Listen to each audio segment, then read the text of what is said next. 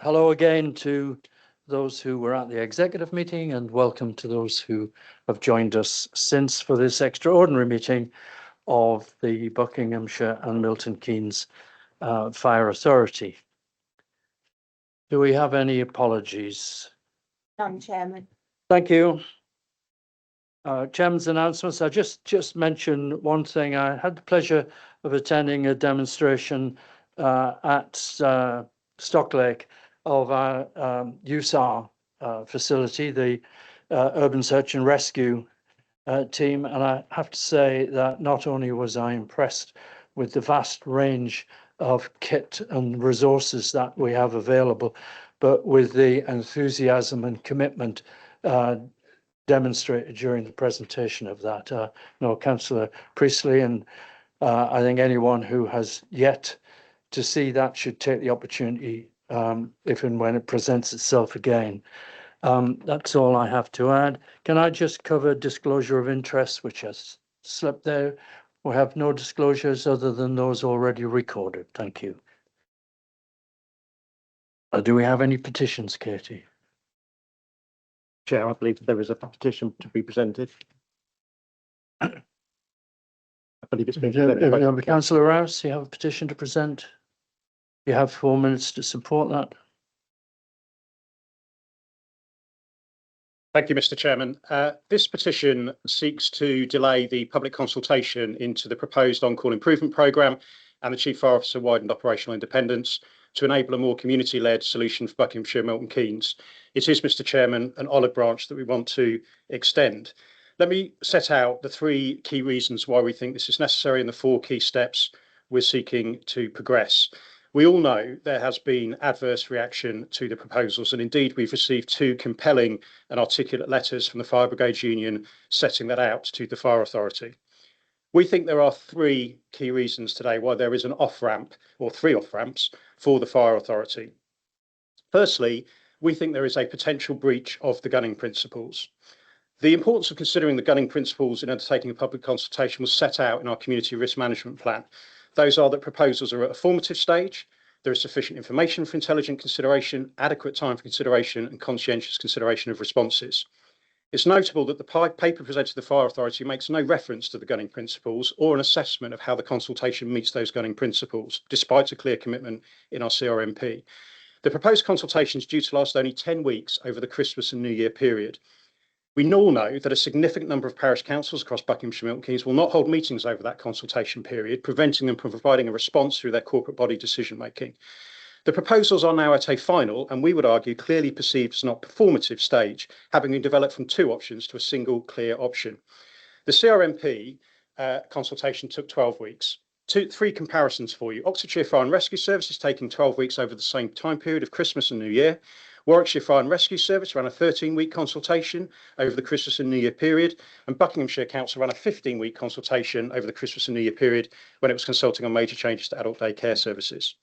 Secondly, there has been no prior discussion of the Fire Authority on widening operational independence to the Chief Fire Officer. The Chief Fire Officer never once discussed widening her operational independence in the period up to June 25 with the previous Chairman, Fire Authority or its committees. The CRMP never discussed widening operational independence to the Chief Fire Officer. This will be the first time that the authority will discuss it, and we're doing so in the context of a public consultation linked to reducing service fire engines. That is not going to enable a proper debate on an issue of serious long-term consequence. And indeed, the CRMP always committed the authority to consult on significant changes to the service delivery. Thirdly, and we've talked about it as an exec, and I have to say I agree entirely with Councillor Stutchbury and Councillor Hussain and many others. The imminent fair funding review and the multi-year financial settlement has not been factored into this consideration. The service is due to receive in a matter of weeks details of its funding settlement in the context of the fair funding review. The settlement is widely anticipated to be multi-year, and it will provide clarity on preset flexibility and therefore our ability to increase resources to the service. We're pursuing this consultation in the absence of that clarity. So we want to set out 4 steps to all members. It is important we work together as councillors to get the right solution for our communities. So let's agree, firstly, to pause progression of the consultation whilst the service awaits details of the imminent and potentially multi-year settlement and/or preset flexibility. Secondly, we should commission an independent review of whether the consultation in its current state would have adhered to the gunning principles, assess the likely risk of successful legal challenge, and suggest ways to improve the consultation for maximum effect.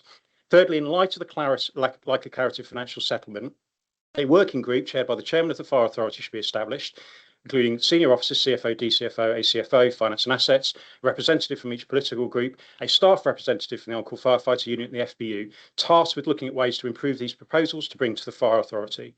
And fourthly, that proposals on the operational independence of the Chief Fire Officer should be withdrawn and a separate paper brought to the Fire Authority. Let's take a step back today. Let's listen to the public, to the FBU, and let's get this right, working together across all groups. We therefore petition you to support this proposal. Thank you, Councillor.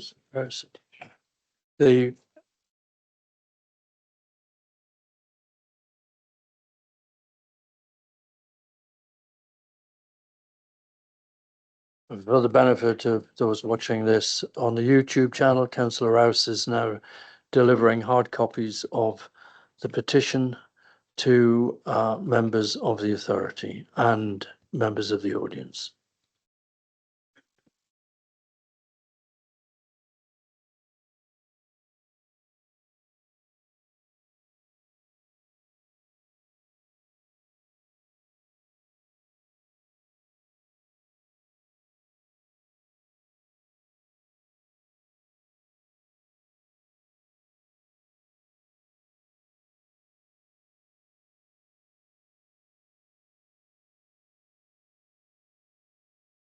Thank you, Councillor Rouse. The petition has been received, as you're aware.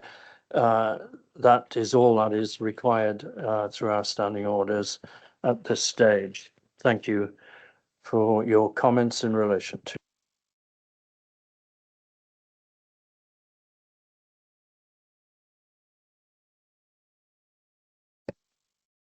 We're on to item 5, questions to the meeting. We have, in fact, received questions from Councillor Rouse. Just take a copy of them. We have 7 questions directed to myself, Councillor Hussain, and Councillor Stutchbury. These questions were received late on Friday, so within the specified period for written questions. Let me take my own first. Question 1.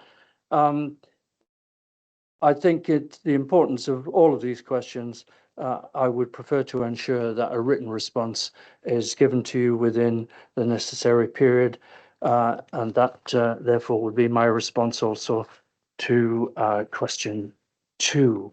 Question 3 is directed to Supplementary on each one. Yeah.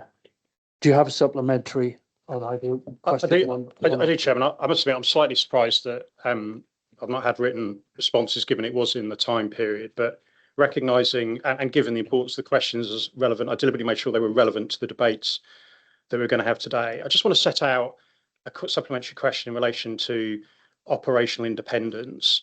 I think I set out in the petition, this has never been discussed by the Fire Authority, and it fundamentally changes the nature of the relationship between the Fire Authority and the Chief Fire Officer. It's a serious matter.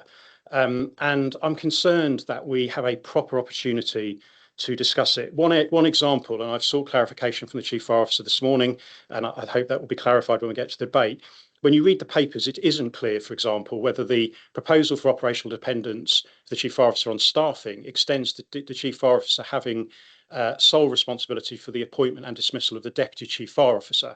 That's an important responsibility that the authority has. So it feels to me this is being rushed. So my supplementary question to you is, it is important we get this right. So will you join us today in separating that out from the on-call improvement and bringing it with a proper paper, proper implications and consideration to the Fire Authority before we put it to the public?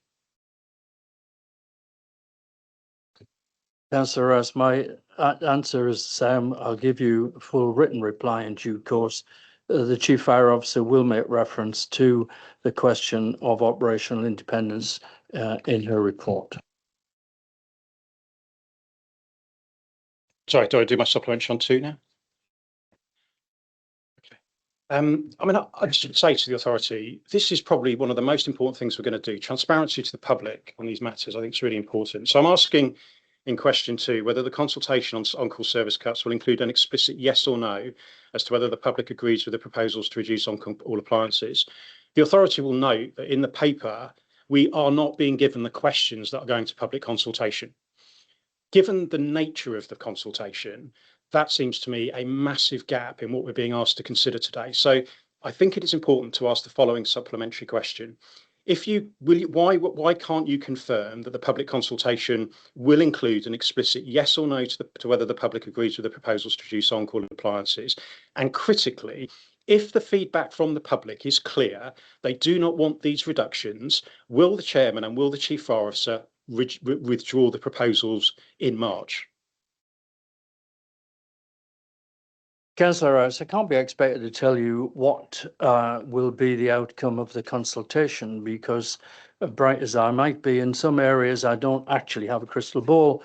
I think your question regarding yes or no, all questions are currently being considered. It would be highly inappropriate for officers to present the detailed questions when authority has yet to give its consent to going to consultation. Anyway, the questions will be prepared in conjunction with ORS, and there will be every opportunity for members of the public to engage, and in all cases there will be an opportunity to support the status quo. I hope that answers your question. Thanks, Chairman. It simply doesn't. It says we're going to consultation without knowing what the questions are. But anyway, I'll move on to question 3, assuming I'm getting the same. I'm sorry, saying, are you sending me a written answer separately as well? Sorry.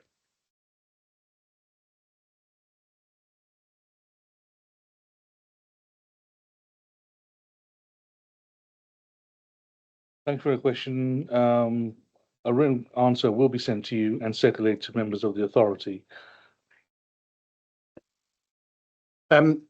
So we confirmed at the previous extraordinary, I think it was extraordinary fire authority meeting, forgive me if it was the one before, I can't remember now, that Great Missenden has a covenant, which means it must always be a fire station. In the public consultation documents, it does not make it clear to the public that that covenant exists. And it exists because when it was donated to the community of Great Missenden, it was a donation to make sure that they were always protected. So it is an important gap that is not being explicitly explained to the people of Great Missenden in the consultation. So can you confirm that that will be added to the public consultation? And I am deeply intrigued as to how the fire authority intends to comply with this covenant.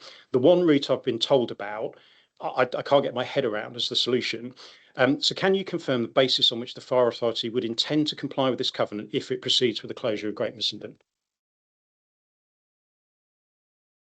I can only say that at the moment there's no decision been made, so thank you for your question, and a written answer will be sent to you and circulated to members of the authority.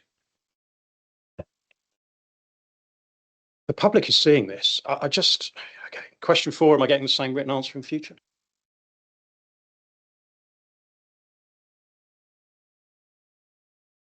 Sorry, the nod doesn't, sorry, just for the record, Councillor is saying nodded. Okay, so we established at the previous meeting that you hadn't been through the assumptions. In the paper, the financial, there are, I mean, the reason I assume you haven't is because there isn't actually a business case. There are financial assumptions sort of stocked randomly through the paper, but those are all cost-related assumptions. There is nothing related to investment costs. There's nothing related to, critically, the impact of over-the-border mobilisation. And for example, when we went through the paper at the last exec, you can see, for example, Great Missenden and Slokenchurch were 2 areas with one of the lowest levels of over-the-border mobilisation. It doesn't take much logic to assume those will increase. So, can you confirm that you will that you have been through the financial assumptions and challenged them with officers? And can you explain why there is no detailed supporting business case to the proposals? As you stated in the previous paper, I wasn't at the July 12th meeting, but I've had briefings with officers, and a full written answer will be circulated to yourself and other members.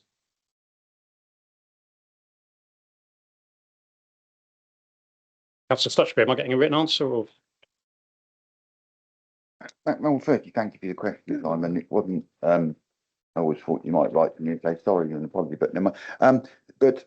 No, you will get a written answer. I got received it on Friday. I want to make sure you get a proper answer. I want to make sure you get a detailed answer. And on that basis, I wasn't in a position over the weekend to actually do anything with it. And I've been in meetings with it, and I want to make sure you get a proper answer. So you will get an answer, and it'll be a detailed answer, and it'll be a precise answer. So on that basis, you will get it in the time span, which is the appropriate thing to do, rather than just cobble together something which isn't appropriate. Thank you. I would just say to lead members that the time period, as has been confirmed, was met for the provision of these questions. So I should have received written answers. I think it's quite telling that I haven't. However, in your case, Councillor Stutchbury, it's a really straightforward one, because by the end of this morning, we will know your answer to this question.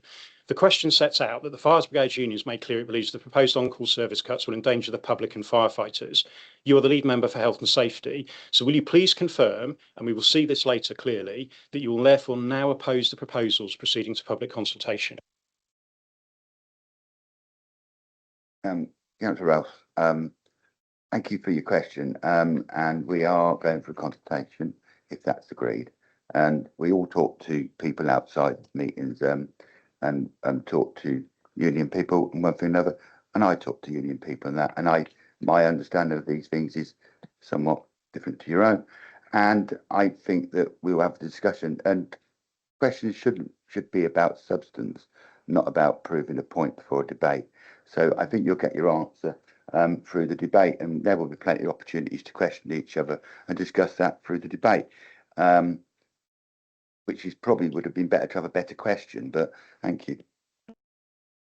Well, it'd be quite nice to have an answer. So question 6 was, Chairman, am I getting a written answer? Yes, Stutchbury, yes, you will receive a written answer to your question. Can I just add, you made point that the questions were submitted in good time. They were within the limit. For the record, I should actually be away on holiday celebrating my 30th wedding anniversary. I gave up all of this time to attend to this issue, to be at this meeting today as well. And that's partially the reason why you've not had a full response from me. But I will ensure that you receive a written response to your question. Thank you. Thank you, Chairman. I've never been called Councillor Stutchbury before, but I'll take that as a compliment. I'm sure you will take it as a compliment. It's the best compliment I've ever had in this chamber, in this Fire Authority. So firstly, congratulations on your wedding anniversary. I think many congratulations to you for that. So I just want to make clear, because I will argue when we get to the paper, there is a transparency deficit in the paper, because there's an implication that the additional rural firefighting vehicles being deployed into Amersham and into Buckingham are new vehicles. And let's be clear, they are not. And indeed, Chesham has been celebrating having a rural firefighting vehicle that it's about to lose because it's going to Amersham down the road. So I just want to be really clear, because I think this is important for the public, that these additional rural firefighting units, can you confirm that they were commissioned following the 2022 wildfire review, the investment for them, the ordering of them, and took place, I think from memory, it commenced in 2023, if not early 2024.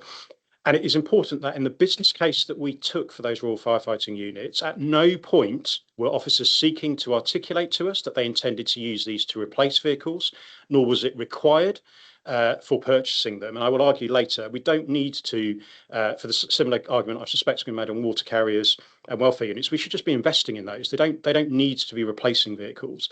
So could you confirm that these are existing vehicles, not new vehicles, that they were previously ordered and they were not ordered on the basis of replacing fire engines? And if you're not able to, I'm very happy for the Chief Fire Officer to confirm that. Oh, I can confirm that, and that you are correct. They were ordered some time ago, but there is obviously a lag time in delivery, and I don't think at any point it's been suggested that the current on-call pumps are being removed specifically to be replaced by the rural firefighting vehicles. Certainly in terms of placement, that will be the case. However, it's part of a wider reorganisation. But to clarify, I'll ensure that you have a full written response to that.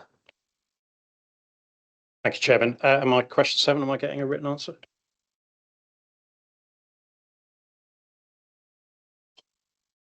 Yes, I have satisfied myself that the proposals accord with the gunning principles. I have a LGA reference here, and I think the point that you made was that there is sufficient information to give intelligent consideration, and that there is adequate time for consideration and response. I'm sure we'll debate that further this morning. So, thank you, Chairman, and I appreciate you having taken time to satisfy yourself. I just wanted to focus in on one element, which I think is important for all of us as councillors. We know that our parishes across Buckinghamshire and Milton Keynes will be very keen to participate in this, and we also know that a number of them will not hold meetings during the proposed consultation period.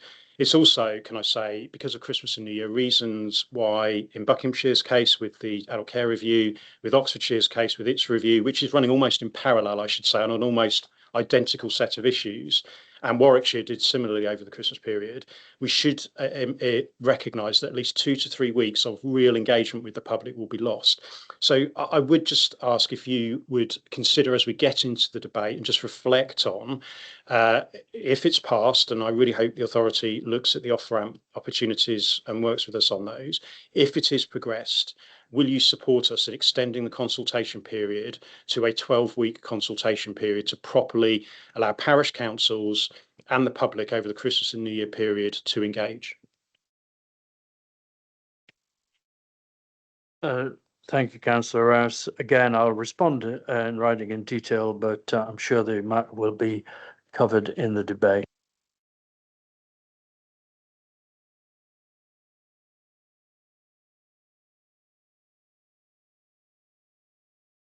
Do we have any further questions? I think not. So we'll move on to item 6. Mr. Chairman, just before we move to item 6, I'd like to move under Standing Order 9, which is motions which may be moved without notice, subsection 9, which relates to the time limit for speeches.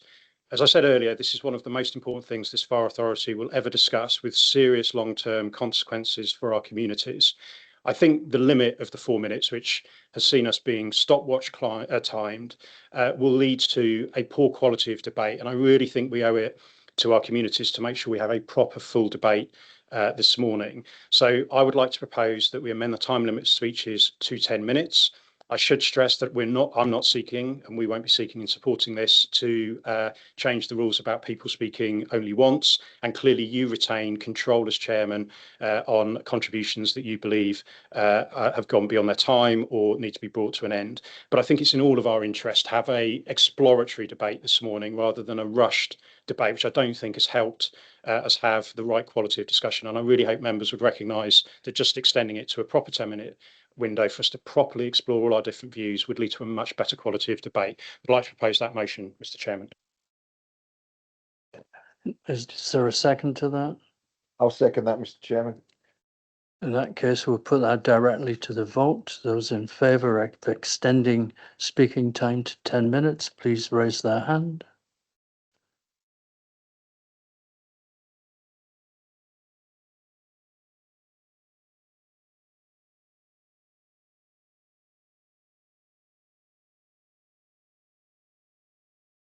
And those against?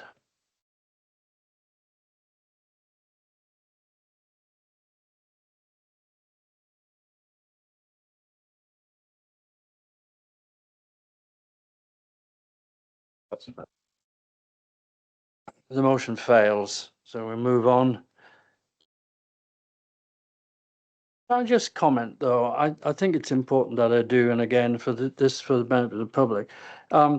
I'm staggered that there should be a suggestion to extend speaking time to 10 minutes. Of course, it's an important issue, but the decision for us today is about whether to go to consultation. It's the consultation period in which everyone, ourselves, our employees representatives, our partners, members of the public will have a full opportunity to address all of the issues. And this is not the decision-making meeting. The decision-making meeting will come in terms of the proposals. If we end up going to consultation, that will come next year in March. So for members who are members of Buckinghamshire Authority, where we get hardly any time to speak, I think it's a big ask to think that we need to have 10 minutes here. We have ample opportunity to discuss this during the consultation, and I'm sure that with the eloquence of the members involved here, they'll be able to get their points over in the 4 minutes that our standing orders permit.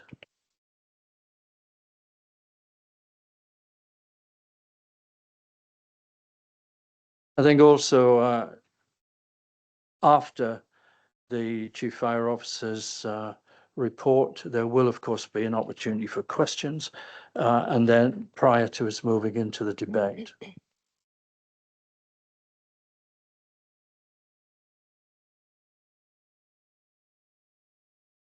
And I now invite the Chief Fire Officer to present her report on moving to public consultation. Sorry, Chairman, Councillor Hall put his hand up for a query and question. Did you miss that? You missed that. Is it a point of order, Councillor Hall? Yes, it was, Mr. Chairman. You mentioned Buckinghamshire Council.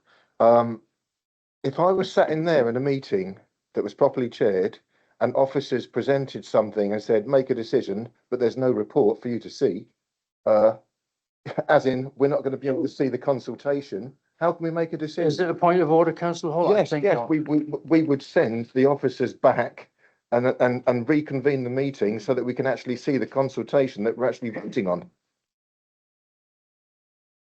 Councillor Hall, I don't take that as a point of order in reference to another authority. It should be a point of order in relation to our own standing orders, and it's not. We'll move on to the Chief Fire Officer's report. Thank you, Chair. Thank you, councillors. Rather than, you've all had the pack and the cover report, and I think rather than just reading out all the pages of the cover report, I thought it might be more prudent to just do a few slides for you. So thank you for your time today. Just move on to the next one, Mark. We're here because we are commending a report which seeks a proposal for approval for a 10-week public staff and partner consultation on the future of on-call service and operational independence for the CFO. I think it's fair to say that we know opinions are very divided, and this is a really complex and sensitive issue, and officers are seeking to bring forward an objective solution to a very, very long-term issue. Despite the outstanding dedication of our on-call firefighters, we recognise that the service does not currently deliver optimal availability of its on-call crews and appliances, nor does it deliver value for money to the communities we serve. Resourcing a fire service that provides both an immediate 10-minute response as well as providing sustainable resilience to support the front line is both nuanced and complex. And this report that we are commending represents a significant amount of work by both the project team, the collective efforts of many of our staff to seek the best options that will deliver on our promise to be an excellent, modern and agile fire service. Officers believe that we can have more appliance availability more of the time by replacing some of the appliances with specialist vehicles and allocating those specialist appliances where they can be available to match capability to our risk. We propose removing pumps and stations that are long-term dormant only. We are not seeking to reduce firefighter headcounts, but rather we want to concentrate on maximising the use and skills of our resources. And what we want to do is start the conversation with the public and our stakeholders about greater operational flexibility for the Chief Fire Officer and to start that conversation around ops independence. Why are we bringing this proposal forward? The On-Call Improvement Programme is a strategic work stream within our 5-year CRMP plan, which was approved by the Fire Authority in December 24. And one of the key objectives in that CRMP is to optimise the structure and function of operational resources to meet preparedness requirements, manage asset types, numbers and locations to mitigate identified risk. On the 12th of February this year, our 25-26 annual plan was presented and approved by the authority, within which we confirmed what we were going to do in terms of seeking to prioritise the on-call improvement plan, setting out our strategic objectives, which included contract reviews, reliance contracts, systems refreshes and resource rationalisation supported by targeted recruitment to help us build a more competent and resilient workforce. So the matters that are being brought forward, again for complete transparency to the authority, are removing 7 on-call Type B big fire engines from Beaconsfield, High Wycombe, Amersham, Great Missenden, Stokenchurch, Buckingham and West Ashland. We are recommending the closure of 2 on-call fire stations at Great Missenden and Stokenchurch, and we are asking for consideration around more operational flexibility and independence for the Chief Fire Officer on operational decisions only. So we want to be really clear about the options that we are proposing. The data and evidence tells us that we consistently meet our agreed response standard with 12 whole-time appliances. The on-call pumps we are proposing to remove, we know have no impact on our ability to respond within 10 minutes. There are little or no on-call staff available to crew them, and the prospect of recruiting on-call staff to crew those pumps is extremely limited, it's cost prohibitive and it is unrealistic. Even in spate conditions such as the wildfires of 19th of July 2022, this service never deployed more than 15 of our available 30 pumps simultaneously. Both Stokenchurch and Great Missenden are no longer viable stations. We have deployed no pumps from either of those stations for more than 5 years, and we have only 1 member of staff based at one of them. Simply to mothball those stations will still cost the authority £40,000 a year. In the next 2 years, Stokenchurch requires at least £165,000 of investment for general building, yard and drill tower repair. Great Missenden requires an outlay of £216,000. The proposal for operational flexibility that we are seeking is purely about the CFO being able to move assets, not reduce them. Examples of where operational independence we believe could be a real benefit are where the CFO would have the ability and the flexibility to move Type B engines to other stations where, for example, we had spate conditions. And that means, temporarily relocating them to match acute risk being presented. When we're talking about rising tide events, being able to distribute our strategic reserve to those stations without having to continually come back and seek authority approval. Mark. So alongside the proposal that we are, or the option we're seeking for the Fire Authority to consider and approve, I just wanted to outline as well that in parallel, these are some of the considerations that I would be looking to move to complement what we are looking to propose.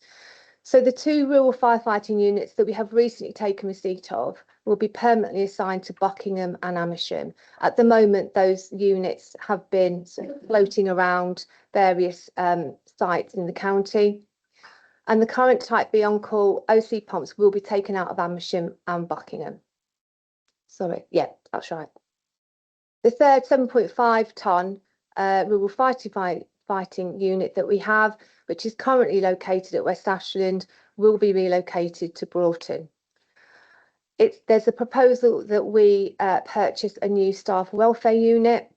That will be done within this financial year, and that will replace the on-call pump at Beaconsfield, which has had 0 availability over the last few years by on-call crews.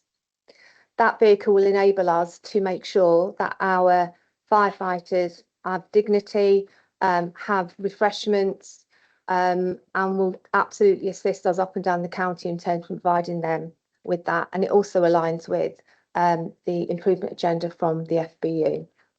The second on-call pump at West Ashland will be removed, and our new water carrier will be relocated to West Ashland, and the on-call pump at High Wycombe will also be removed for clarity. Thanks, Mark.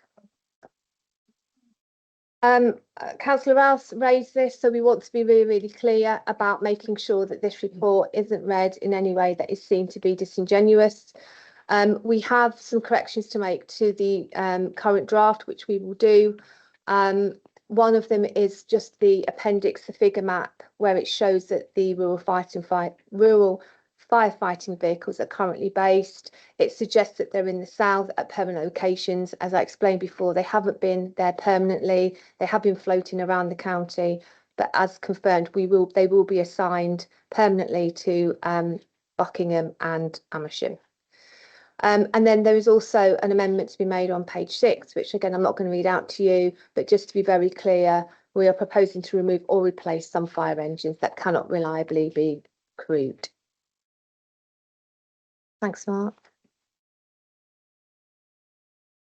So again, the expected benefits, I'm not going to read them out to you, but clearly having a diverse firefighting capability will lead to improved operational effectiveness and efficiency.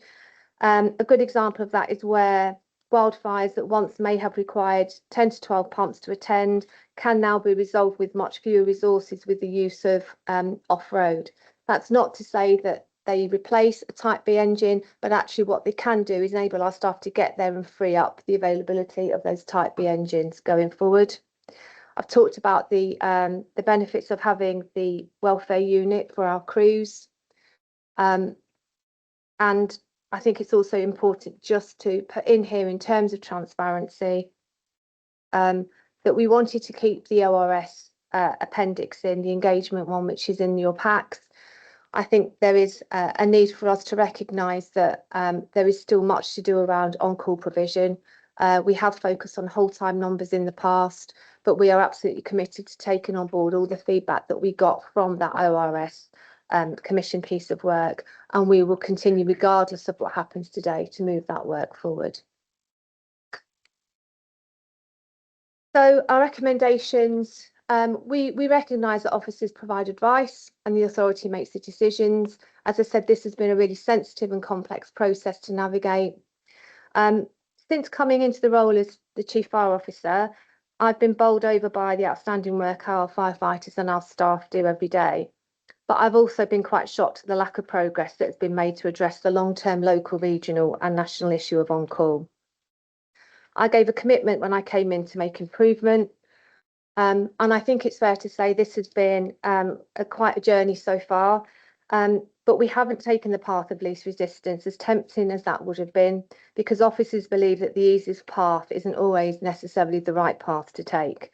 And it's why progress, I believe, has been slow in this sector, because there's been a real fear of perceived challenge and what that means in terms of stopping progress going forward. I believe the service needs transformation, as do our officers, and we need to move it forward. And I just want to be really clear that officers would never put any paper in front of you that we believed would compromise the safety of our community or of our staff.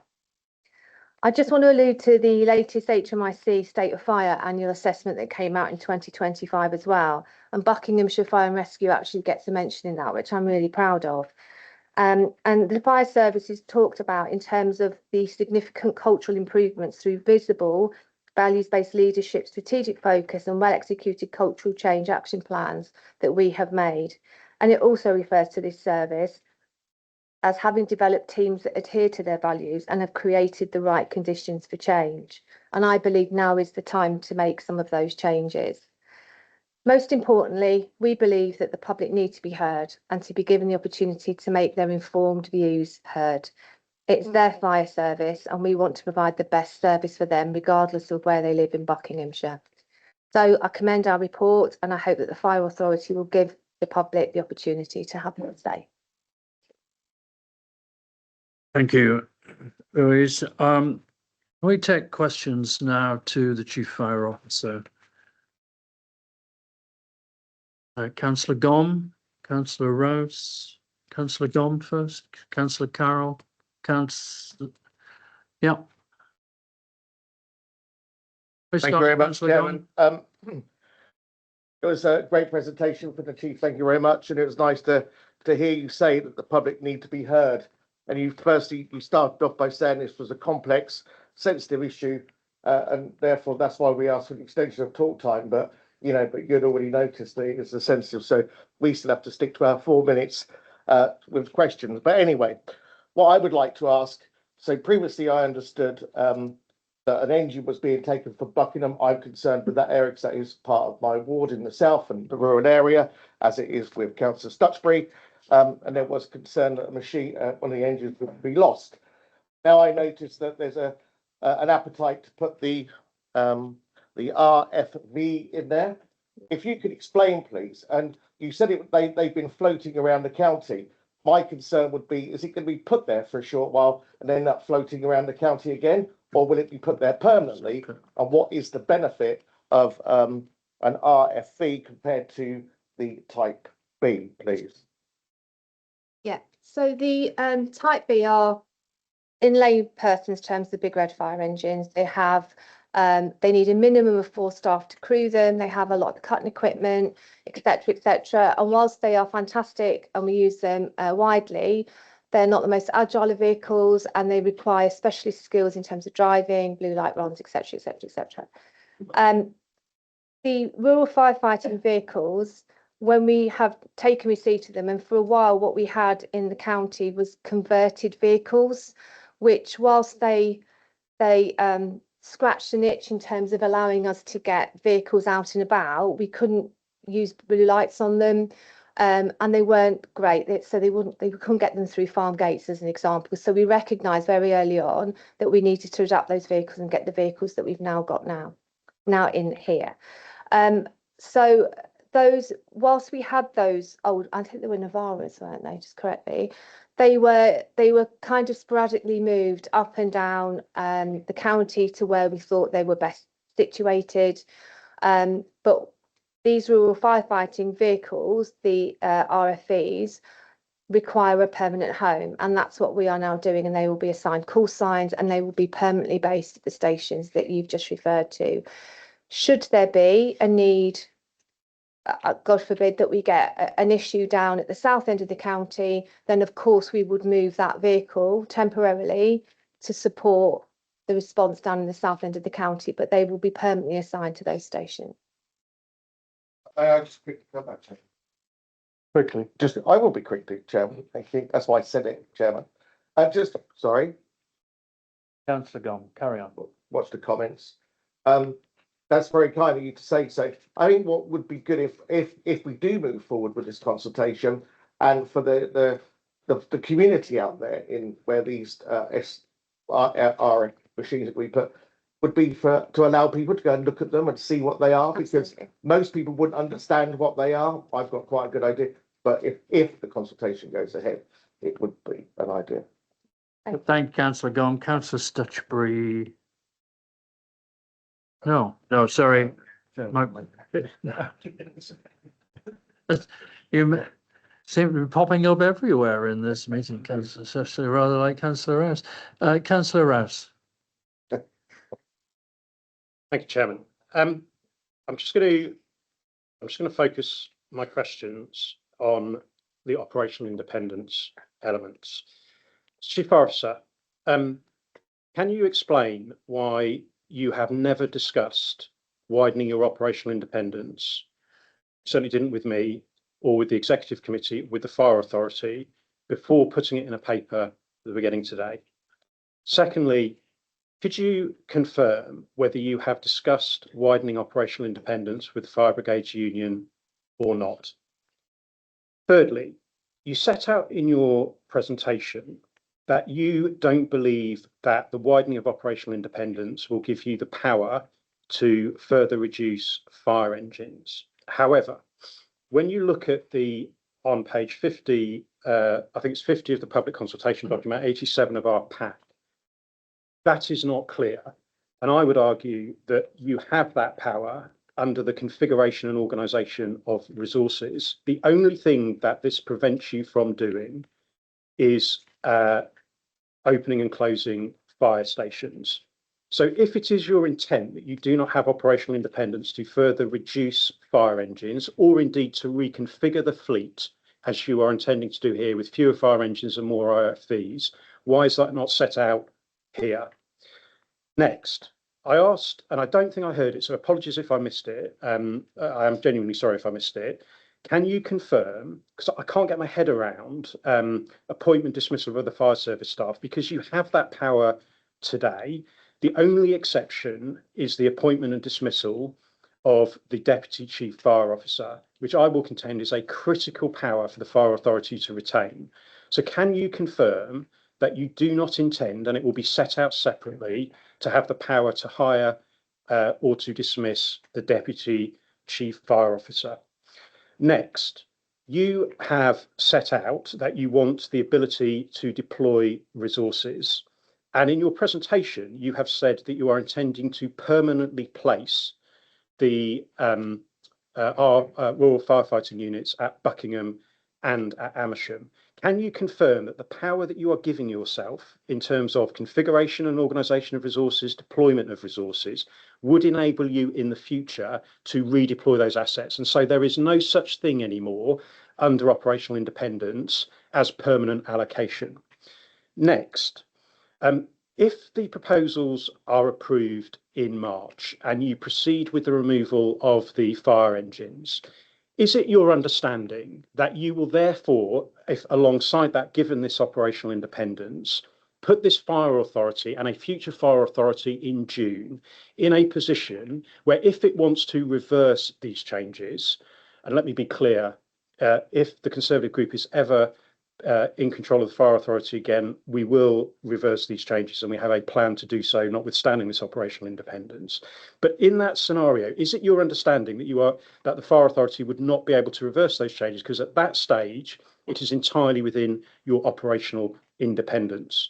And final question: is it the case that you, with the removal of fire engines from fire stations, as we've seen, and we'll have the discussion a bit about mothballing of stations, etc., but is it the case that there comes a point at which stations become suboptimal because of the removal of fire appliances? And in a scenario where we continue to reduce fire engines across the number of stations that we've got here, so let's pick out Beaconsfield, let's pick out Haddenham as an example, which you're leaving. Do you agree with me that in future there is a risk with this approach that the removal of assets will lead to fire stations becoming suboptimal and unsustainable, and we're effectively in a doom loop of reducing assets to the service, coverage of the service?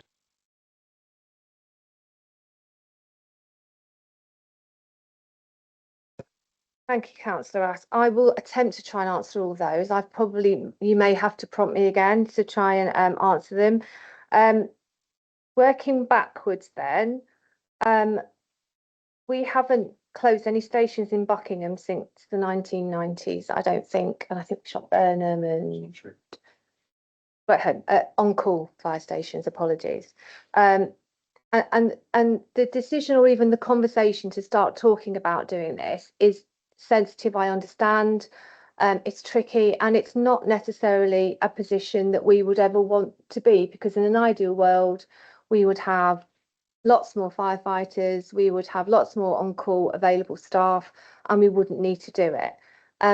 But simply, I have a responsibility as the Chief Exec and the Chief Fire Officer to make sure that the money and the funds we do have is put to good use, it serves the public, and we are not wasting money. And at the moment, unfortunately, we have got 2 stations which are just not being used. We haven't deployed for many years. We haven't had staff in them, and what's more, we cannot recruit to those 2 stations. And so to have them sat there and not be utilised, when we've just had a conversation this morning about reinvesting in whole-time staff, just seems to be not where I would want us to choose to be. But yes, I do agree with you. What we do not want to do is see any more stations that are underutilised. Now, as you quite rightly mentioned, Haddenham was one of the stations which we looked at, because we looked at our data and we recognised that the Haddenham on-call appliance is not being used either. I think the availability, I can't remember off the top of my head, is incredibly low. But that station is a viable station because we use it for training purposes, and we still believe there is an opportunity to actively try and recruit to that area, although we have just run a recruitment campaign and I think we've had one person interested in going there. So you're right, I don't want to see any more of our assets reduced or run down, and that is not our intention at all. Stoke Church and Great Missington, as we've probably discussed already, are a different matter. In terms of the operational independence, I feel like I'm being cast in a bit of a Machiavellian light here, which, you know, around, you know, world domination with this. And quite simply put, you're right, we have had, as the authority, a number of discussions around the White Reform paper that was proposed by the Home Office. Again, you'll have seen the State of Fire annual report that come out in 2025, where the HMIC is still talking about the need for operational independence, and that conversation is still ongoing with MHCLG. To complement what we are doing around the appliances, I am simply seeking to start a conversation around having flexibility to move fire engines around. There is nothing more Machiavellian than that. I am not looking to reduce headcounts. I'm not looking for the authority to close more stations. I absolutely value the democracy that we have with this fire authority. And I'm certainly not trying to take decision making away from that. I did have a conversation with Simon about whether I could sack him this morning. Apparently I'm not allowed to, but I would never seek to do that anyway. The way that the pack has been listed out has simply provided a table of what the fire authority are currently able to do and what I am currently able to do, and I don't foresee that changing at all. So certainly I am not looking to change or expand my authority or my scheme of delegation to make decisions which should be, quite rightly, authority decisions around the employment of Goldbook staff. I hope that answers that question. I forgot, was there any others that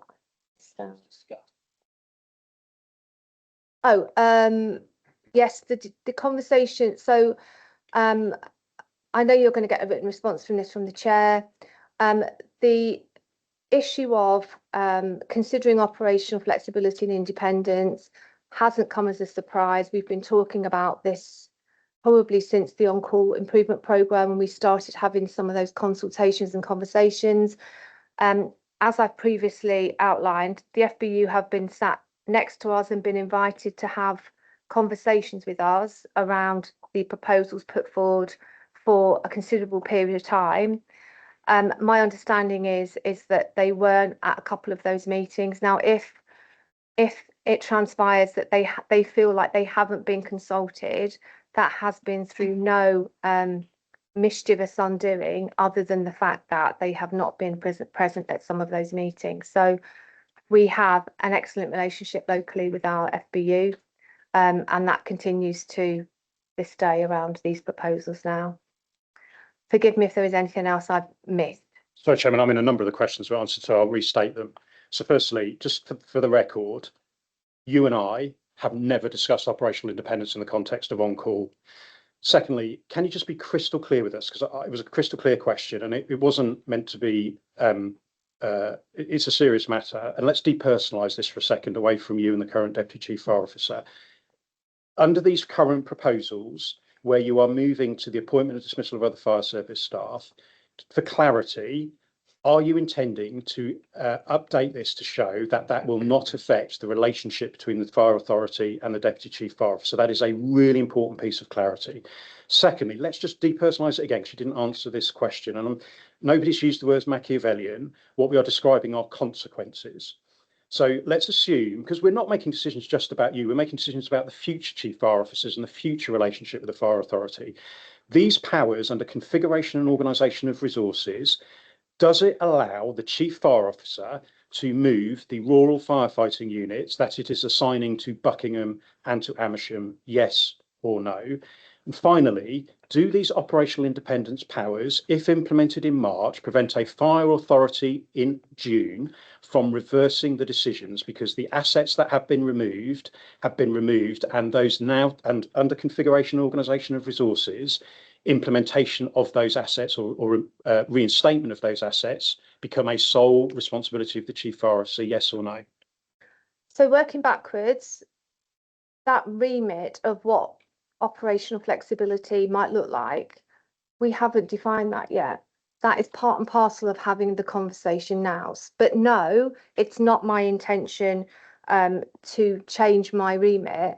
The intention purely was around being able to be flexible around our assets. In answer to your question about moving rural firefighting units, I can do that now.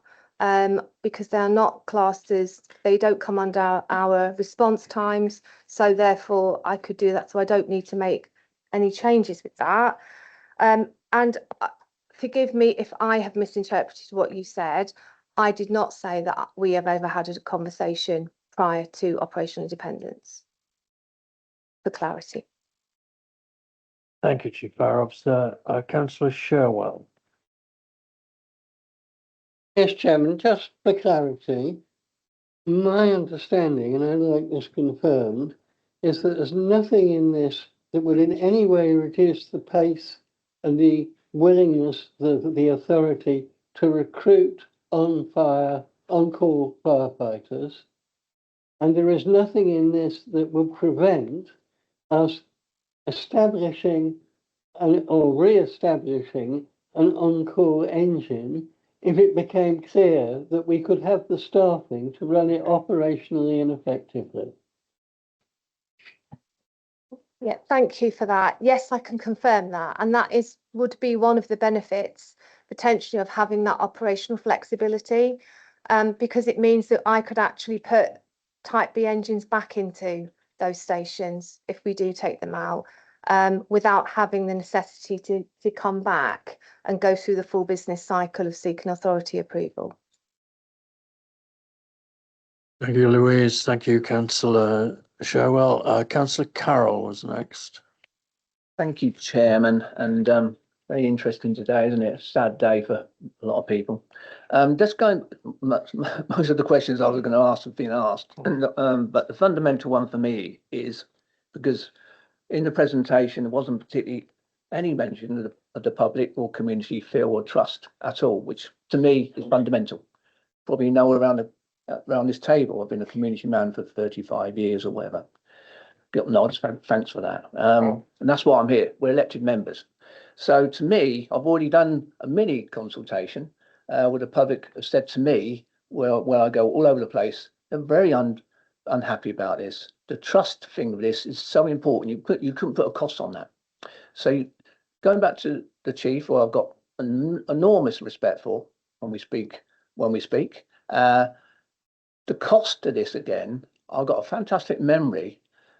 This has never been about cost, and now all of a sudden it's about cost. And how can you put a cost on trust? How can you put a cost on fear? How can you put a cost on people who are worried about so many houses being put up in Buckinghamshire? It's been going to be stretched. So it's gone from one thing, and now the cost thing has come into this. So I've put it to you, why are we gone from it wasn't the cost, now it is the cost? I was confused about it. Thank you, Councillor Carroll. So in answer to your question, you can't put a price on trust and confidence. And as someone who's been in public service for 33 years, longer than, well, probably not as long as yourself, but I get that.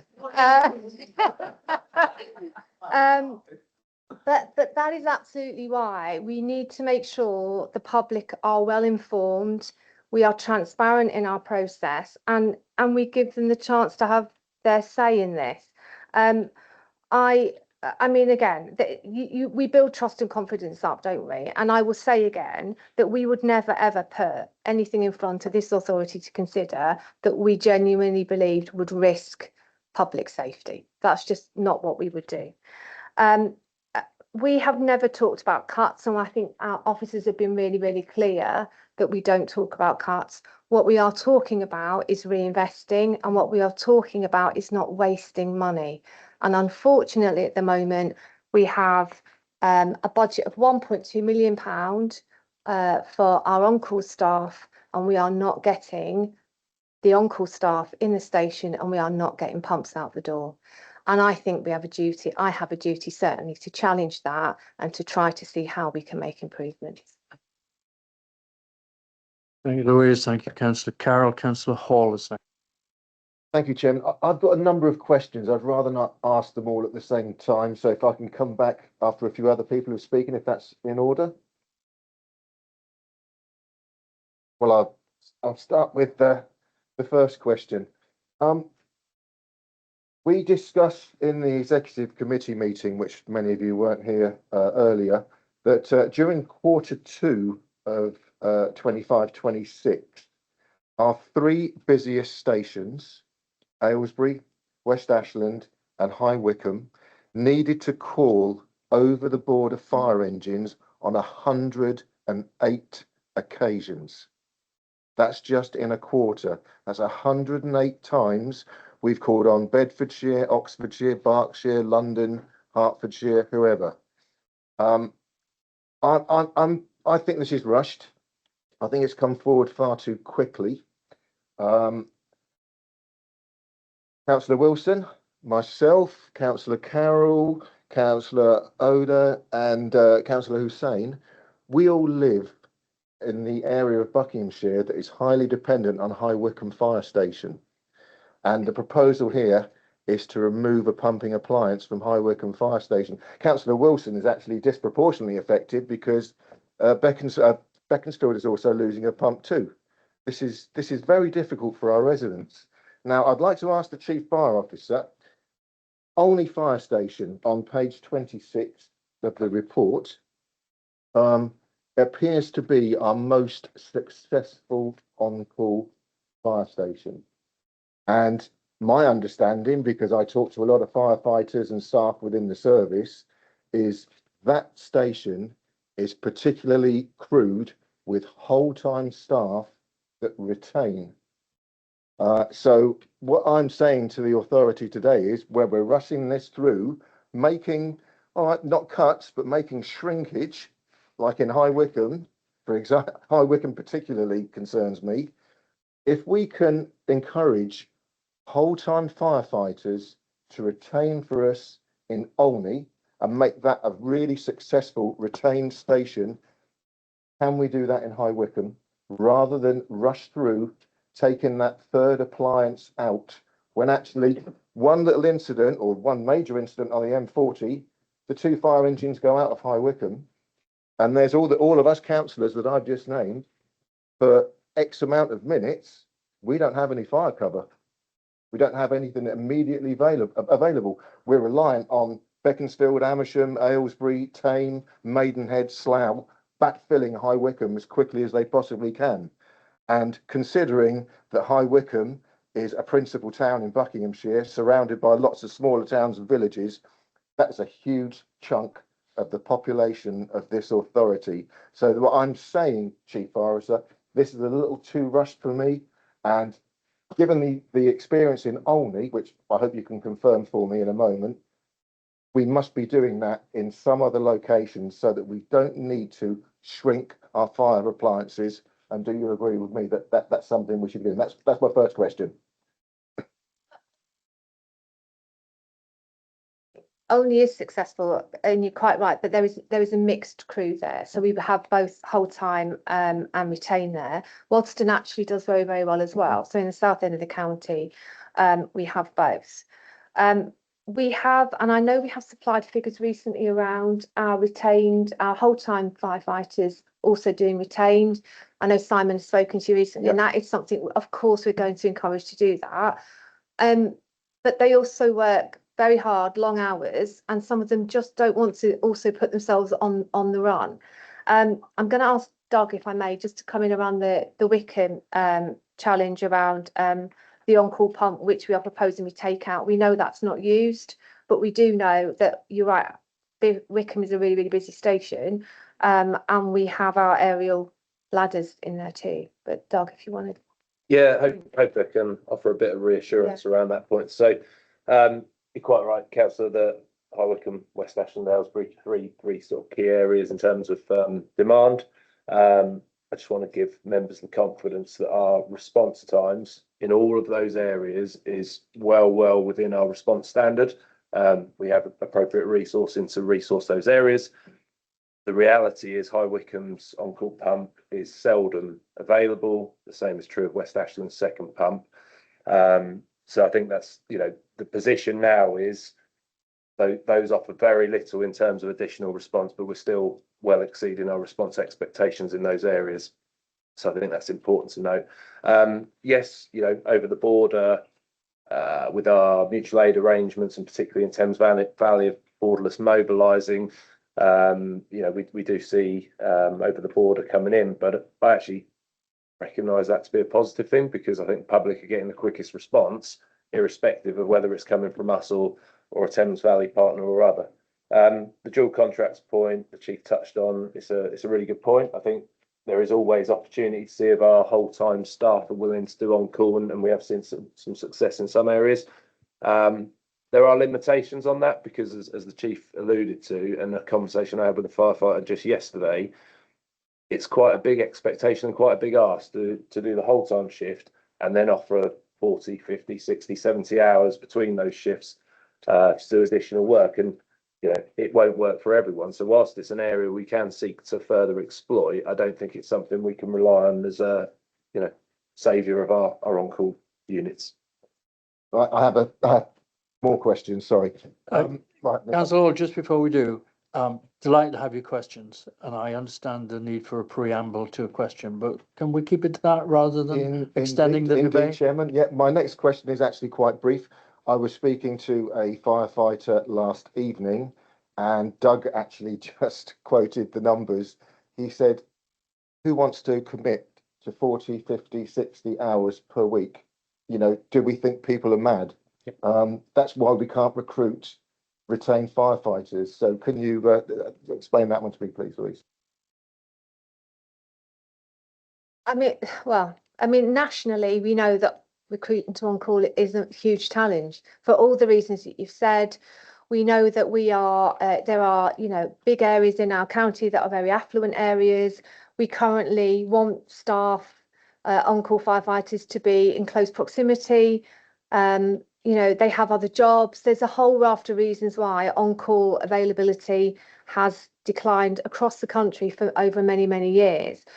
So we need to adapt to that too. We need to change the way that we do it. And I think we need to manage our expectations. We need to be realistic about what they can train to do in the time that they're given to do it, which is one of the reasons why, this is a whole systems approach to on-call. This is the first year of a 5-year programme to increase on-call availability. One of the things we've already started doing is looking at contracts, because can we modernise the contracts that we currently give our staff? Are they too prohibitive, too restrictive? There are a whole raft of reasons, and we've recently run targeted recruitment campaigns to attract on-call staff. We had 44 applicants, I think, we got through, and 13 were eligible to move on to the next stage. So it is tough and it is difficult, and that's why we need to do something different and think about different ways of having staff availability. My next question, Chairman, I have 2 more and that's it. Page 56. I am very uncomfortable with the figures here, and I just find it astonishing. So let's just focus on Princes Risborough, which is my ward, and estimated population within a 10-minute drive is 9,660. Well, I drive for a living. I also drive lorries. I know what it's like to drive lorries. So within a 10-minute drive of Princes Risborough, you have Wendover, Thame, Chinner, Hadman. That's about 30,000. So why are we giving figures of 9,660? That's just ridiculous. And I come here regularly. It took me 13 minutes this morning to get here. It takes me about 12 minutes to get to High Wycombe from Princes Risborough. So these figures make me feel very, very uncomfortable. They're being presented as fact, and in fact, they are very, very open to scrutiny, and they don't stand up very well to scrutiny at all. You know, Wendover and Chinner, for example, are under 10 minutes. Tame is exactly 10 minutes. Haddenham is under 10 minutes, and that's driving at the speed limits. So I'm uncomfortable being presented with data that seems to be factual when actually, when you scrutinise it, it's rubbish. Again, I think this is a little bit rushed, and I'm uncomfortable with it, and I'm not happy with it. And so the second part of my question is, Louise, how can we be expected to vote on a consultation today that we cannot see? Because I might, for example, on page 6, there's something that I really don't like and I'm really uncomfortable with, and the majority of people agree with me. But we haven't got the opportunity to call bits of it out that we're uncomfortable with.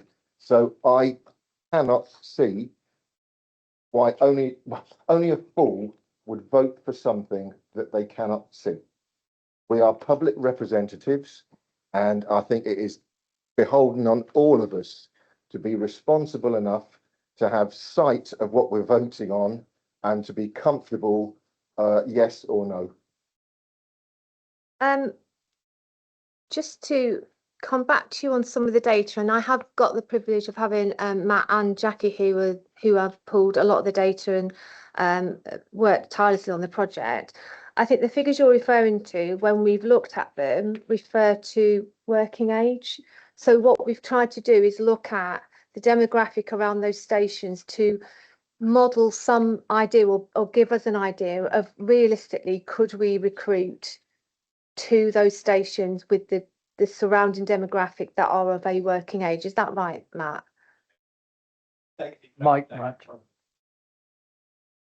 So the data team ran that data, and that is people that are aged between 20 and 55. So those people that, that would fall in the realms of people that we might be able to recruit. So not just total numbers of people. Yeah. And they modelled that based on travel time. So obviously, it would be accurate in every case. It doesn't take into account rush hours, but the travel distance from that station.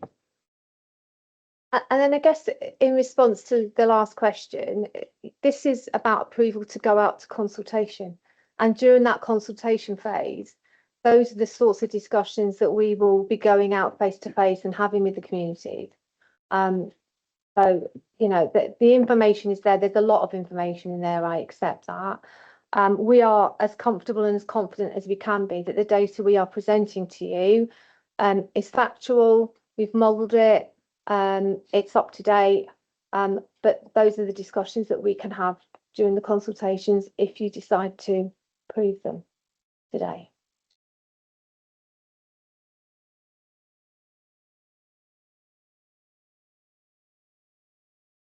Councillor Wilson next. Thank you.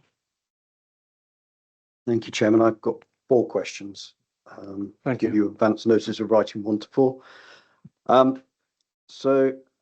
Louise, you mentioned in your introduction slides about with regard to organisation and deployment of resources, temporary. And I think that's quite an important word that isn't in the document. And therefore, this notion of permanent versus temporary, I think, is quite an emotive point. And would you be willing to amend the document to do go out if it is approved for consultation to make that clear in terms of deployment of resources? I'm only basing it on what you said in your introduction, and you were very clear in response to other questions that you have no intention of being anything other than straightforward in terms of that. So that was my first question. And really it's in response to your introduction. The second question relates to a request to extend the consultation, just understanding what the implications of that might be, because I have been on the other side, particularly with regard to the daycare, and also with regard to a planning matter that I tried to call in, and I actually had members of the Conservative group telling me that parish clerks should get their finger out if they're not looking at material between Christmas Eve and New Year, which I found to be quite offensive at the time. Councillor Carroll was chairing that meeting. So I have a lot of sympathy with the fact that we do need to ensure that fair debate and consultation takes place. So I'd like to understand what the implications of that will be, notwithstanding some of the outrageous things that have been said to me over it in the past. Third question is, I'm grateful for Councillor Hall reminding me where I live and which are the fire stations in close proximity. In all of the conversations, there seems to be people forgetting about Marlow, which is an on-call station, and its contribution to the response times. And it would be helpful to understand from officers in terms of how you would see, if this were to proceed, and I've written them down, 3 on-call people from Beaconsfield and 3 on-call people from High Wycombe, which equates to 1.42 and 1.5 FTEs, being added to the Marlow 10 people and 3.5 FTEs to ensure that we have the resilience, because everybody seems to forget Marlow in conversation or in literature that's being printed and distributed. And then the third one is my understanding is, or I've been told, that Great Missenden can't in fact actually take a modern Type B in its doorway, and whether somebody could actually confirm that to be the case.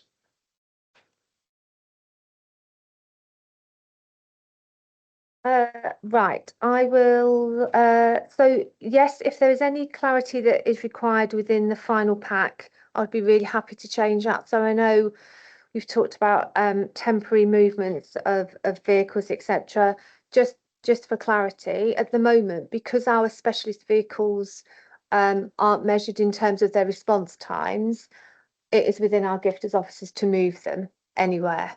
But what we want to do, because we are proposing or we are suggesting that we go out to consultation and propose to move a couple of those Type B engines out, we would want to replace them, you know, for all the reasons, for risk demand and reassurance and all the stuff that that Councillor Carroll talked about. We would want to permanently assign those rural firefighting vehicles to those stations. Accepting what you said about the consultation, I genuinely think, and I know there have been consultations in the past that only last 6 weeks. So when we have looked at the 10-week period, we have taken into account Christmas. I genuinely think there is something about quality over quantity.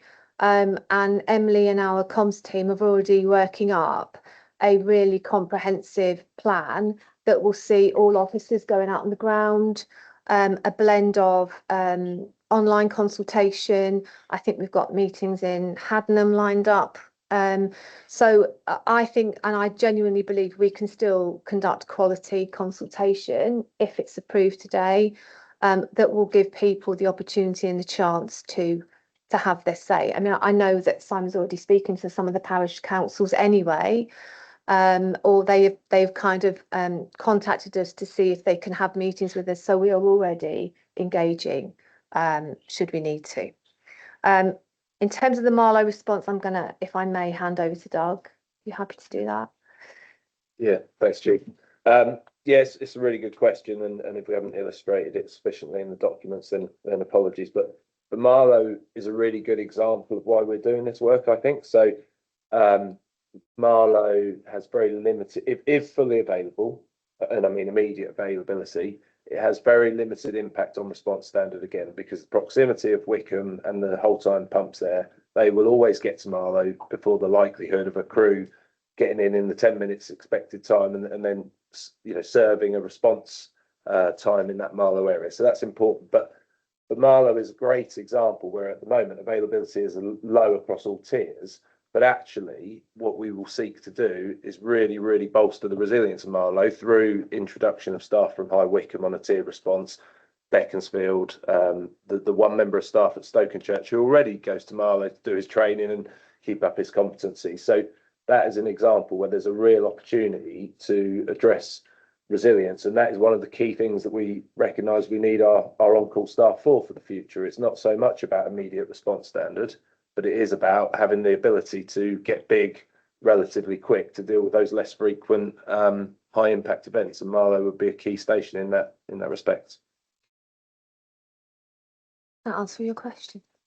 And I think you said my question about Great Missenden was correct in terms of a modern Type B engine not fitting in the You base. can't get a modern Type B fire engine. Thank you. With its equipment on it. Right. It's a squeeze, apparently, I'm being told.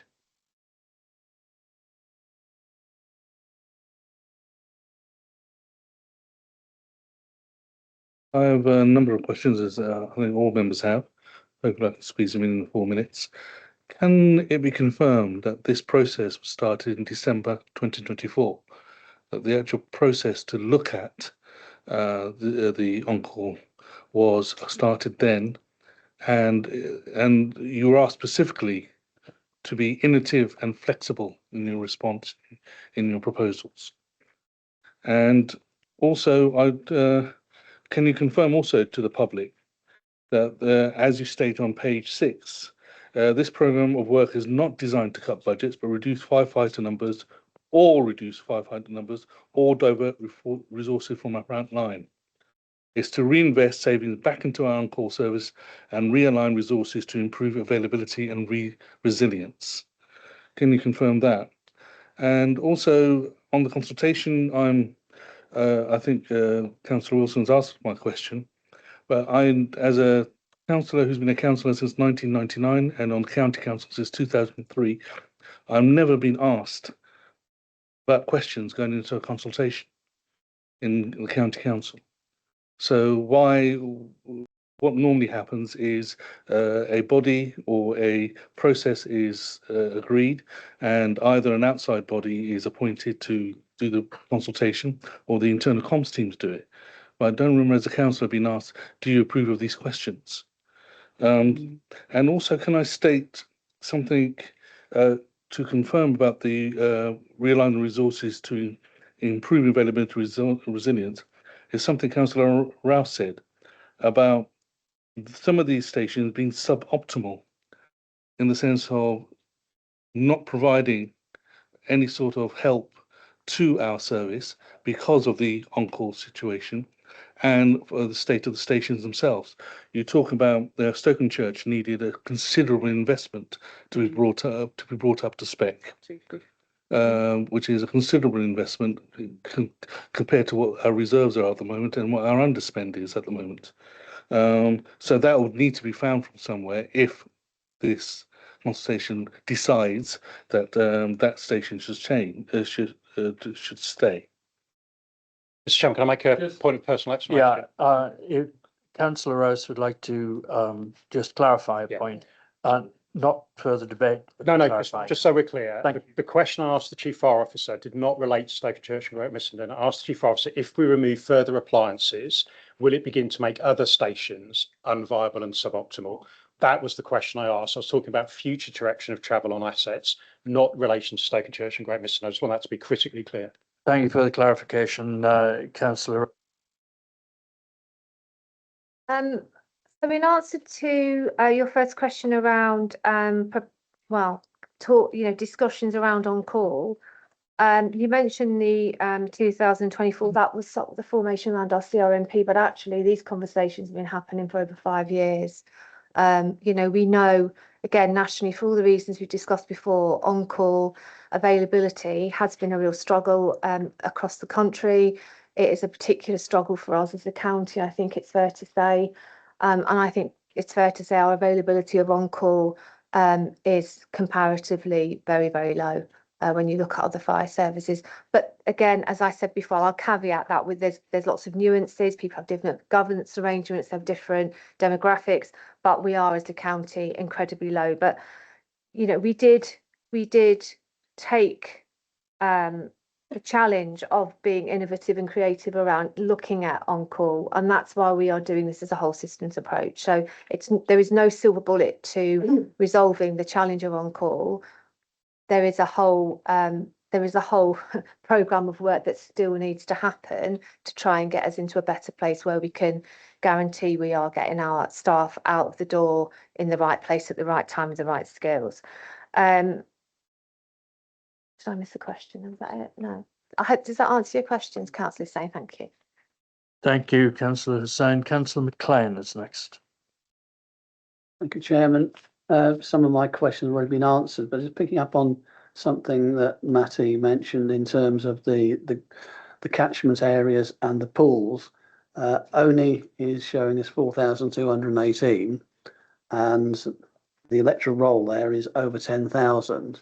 So I am surprised that only just over 40%, or about 40%, are in that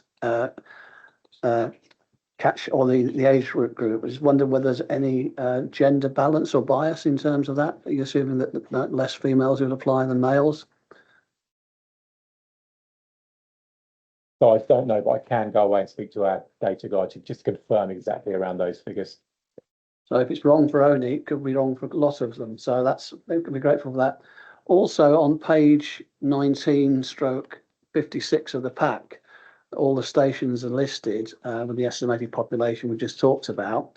Then if you move on to the individual sections where the stations are mentioned, I was looking down because I was going to overlap on West Ashland, Broughton, which got 125k and 84k respectively, but I couldn't find Newport Pagnell in the list. Then I checked it again, couldn't find Gerrards Cross. So 17 stations are listed with information. So if we're going to put this information out, that's a bit of a quality issue. So I was wondering where the quality check was. Yes, so specifically for those stations, that's because they don't have on-call units. So we focused on putting the figures for those on-call pumps. I can understand that, but they are in the catchment area because you've got an overlap. So that's why would they be in there as well? So it's been picking and choosing. So grateful for the explanation, but I think we need to be very honest with our residents across both Buckinghamshire and Milton Keynes. So thank you for the explanation.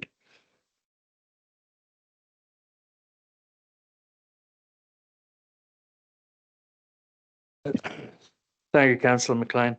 Councillor Stutchbury. Thank you. I thought I'd add a few words. I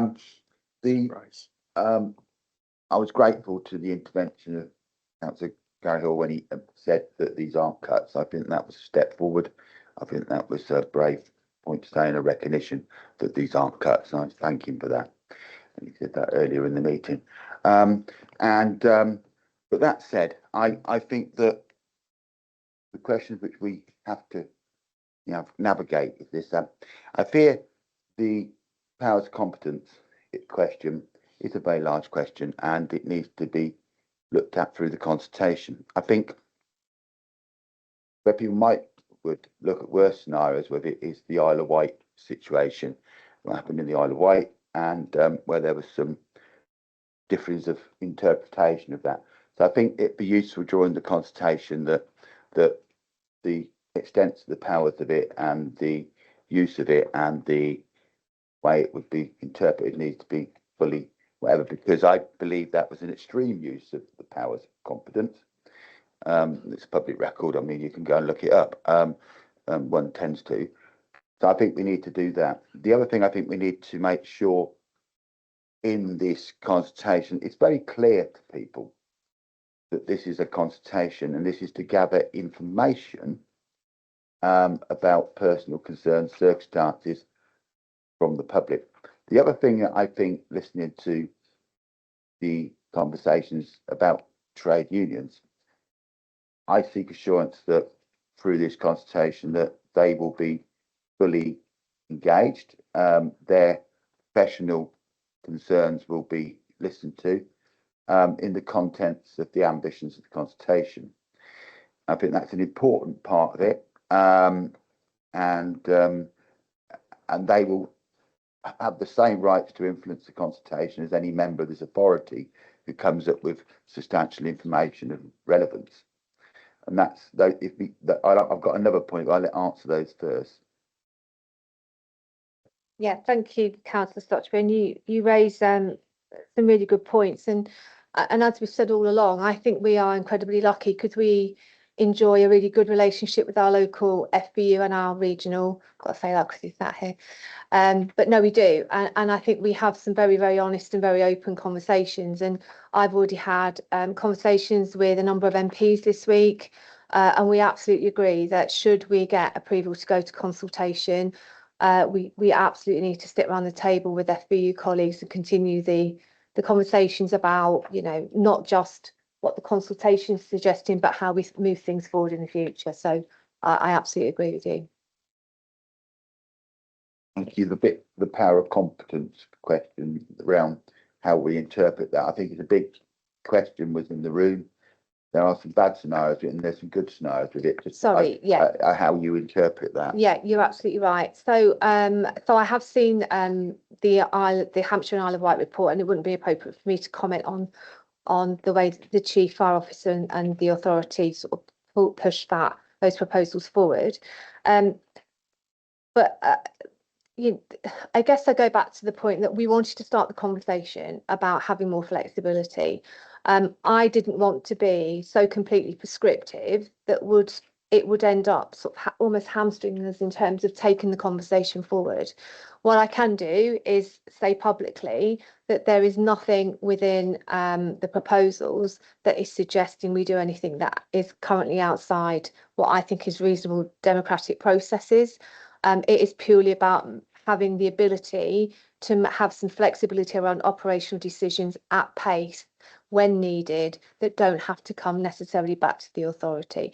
But I absolutely agree with you. I think if we do go out to consultation, that is part and parcel of discussions that we will form with the public, with our rep bodies about what that might look like, and yourselves, of course.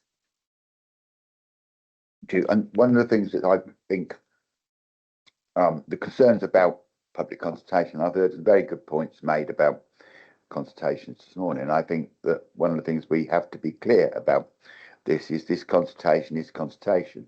It is not a decision.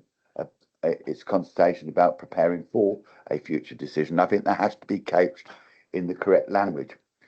And I think my view is that is where we are.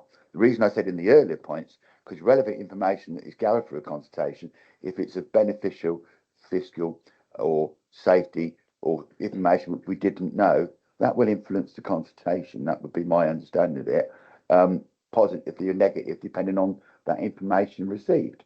So I think we have to be clear from you Chief, that is your intentions and the fire authority's intentions, because misinformation about the intentions of it could be damaging to the consultation, and to suggest that it isn't would be damaging to the outcomes of the consultation, would prevent people taking part in it and would prevent us having a good consultation. Thank you, Councillor. Yeah, no, nothing better. I agree with Councillor Stockton. Thank you. Any further questions? Sorry? I thought you would say yes, you agree or don't agree with that. I didn't hear you. I'm sorry. Apologise. Lastly, it's a point of understanding.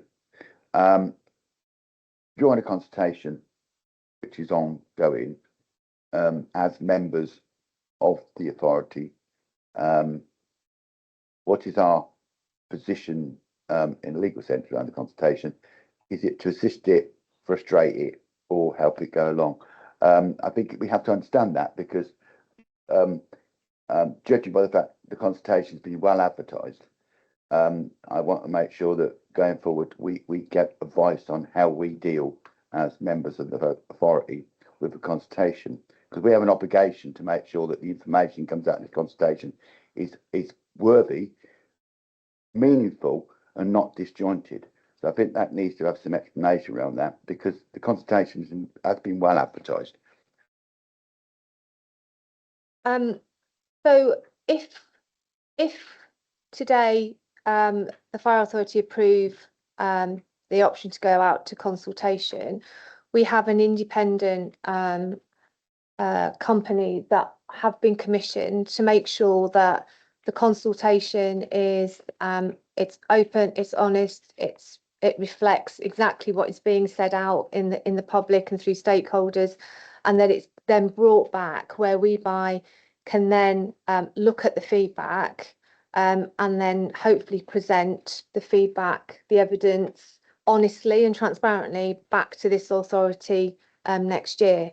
And I think that was one of the reasons we, as uncomfortable a reading as it was, we commissioned ORS to do some of the pre-consultation discussions, and some of it was uncomfortable to read, but we kept it in there because it was honest, it was transparent, and I think it reflected how our staff felt. And I think, clearly our staff feel frustrated because we haven't made any changes at pace, but I think they also, I'm summarising, but they acknowledge and accept that we need to do something. So in terms of the consultation going forward, I'm comfortable we've got some new transparent and open processes to make sure that they will go away and formulate the questions if it's agreed today, and then they will run some of these consultations alongside officers and staff. Does that answer your question? Okay. Thank you, Councillor Stutchbury. I think Councillor Hussain had his hand up there. Thank you very much, Mr. Yeah. Thank you very much, Mr. Chairman, and thank you for the introduction. My concern is that I was on the Remembrance Day last Sunday, and we had a lot of people turn up.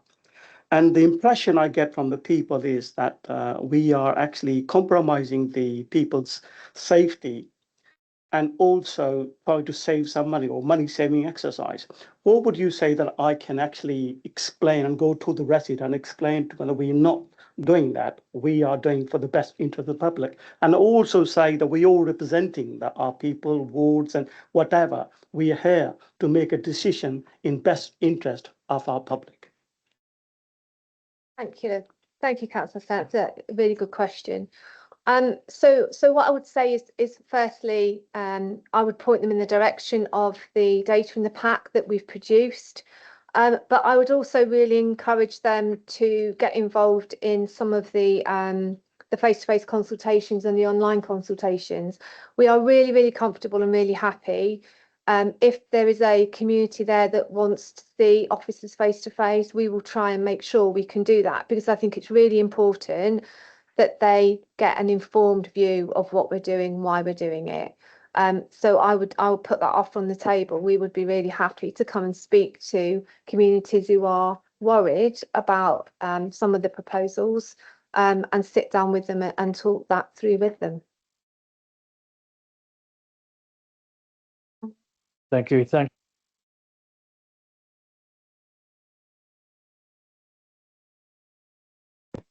Thank you very much, Chair. Thank you, Louise, and everybody's contribution. A lot of my questions have been addressed, but I'm just struggling I'm really struggling with the responses, I must say, and I'm not getting any concrete and reassurance from everything that has been said in response to the various questions. And I feel uncomfortable as well when reference is constantly being made to the Buckinghamshire Council, to what previously existed, but in another vein, we talk about we need to move on, we have a lot of different things to do, we need to think differently and act differently.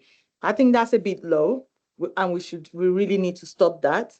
But I just struggle. We have mentioned about having commissioned an organization to manage the consultation. ORS has done one. And I hear 40 to 60 hours weekly being expected of on-call. I didn't get a response to that. I didn't think that you responded to if that is the case. And, isn't that an issue of concern to the officers having to be doing that? I didn't hear that. I didn't get the reassurance from you either, Louise, on the operational independence on which decisions, because you've spoken about moving assets, reinvesting, but I'm not getting why is that needed? If you're going to be moving assets, you're going to be changing the look or outlook and workability of a place. And the people in that space are therefore going to be uncomfortable and be asking questions because safety, reassurance, public view, how they see things come into play. And I do know, having been here, well, not long, I think about 2 years thereabouts, that the officers do care about how the residents, see them, what they do. So perception is great. As a healthcare worker, perception is very important. And if the perception from me is I'm not getting that reassurance and confidence, how would the ordinary people feel about that? My second question is on, the ability for us and the officers to contribute prior to the consultation going out. It is my belief that we as elected representatives, the employee, as I put my question here, the employee representatives to form part of the people asking those questions before it goes out. And I would hope that that would be the case. That's my other question. And then what is presented to the public is of vital importance. Hence, an input from us and the officers, the employee representatives should come in. If we're shrinking Wakeham, and I know Malo has been mentioned, closing Stoking Church, we know what M40 can be like. Anything happens there, we lose Stoking Church. And we say we're not closing, we are going to close it, Stoking Church and another one. Should there be an incident happening, what are we going to do? Should consultations go ahead and should the proposed stations be closed? The savings made, would that be reinvested? Because you spoke about reinvestment into the service. How and what is that reinvestment going to be? What do we expect to see in the future? That to me is very important because we know there will be increase in cost of living, every other thing happening, there will be, that increase.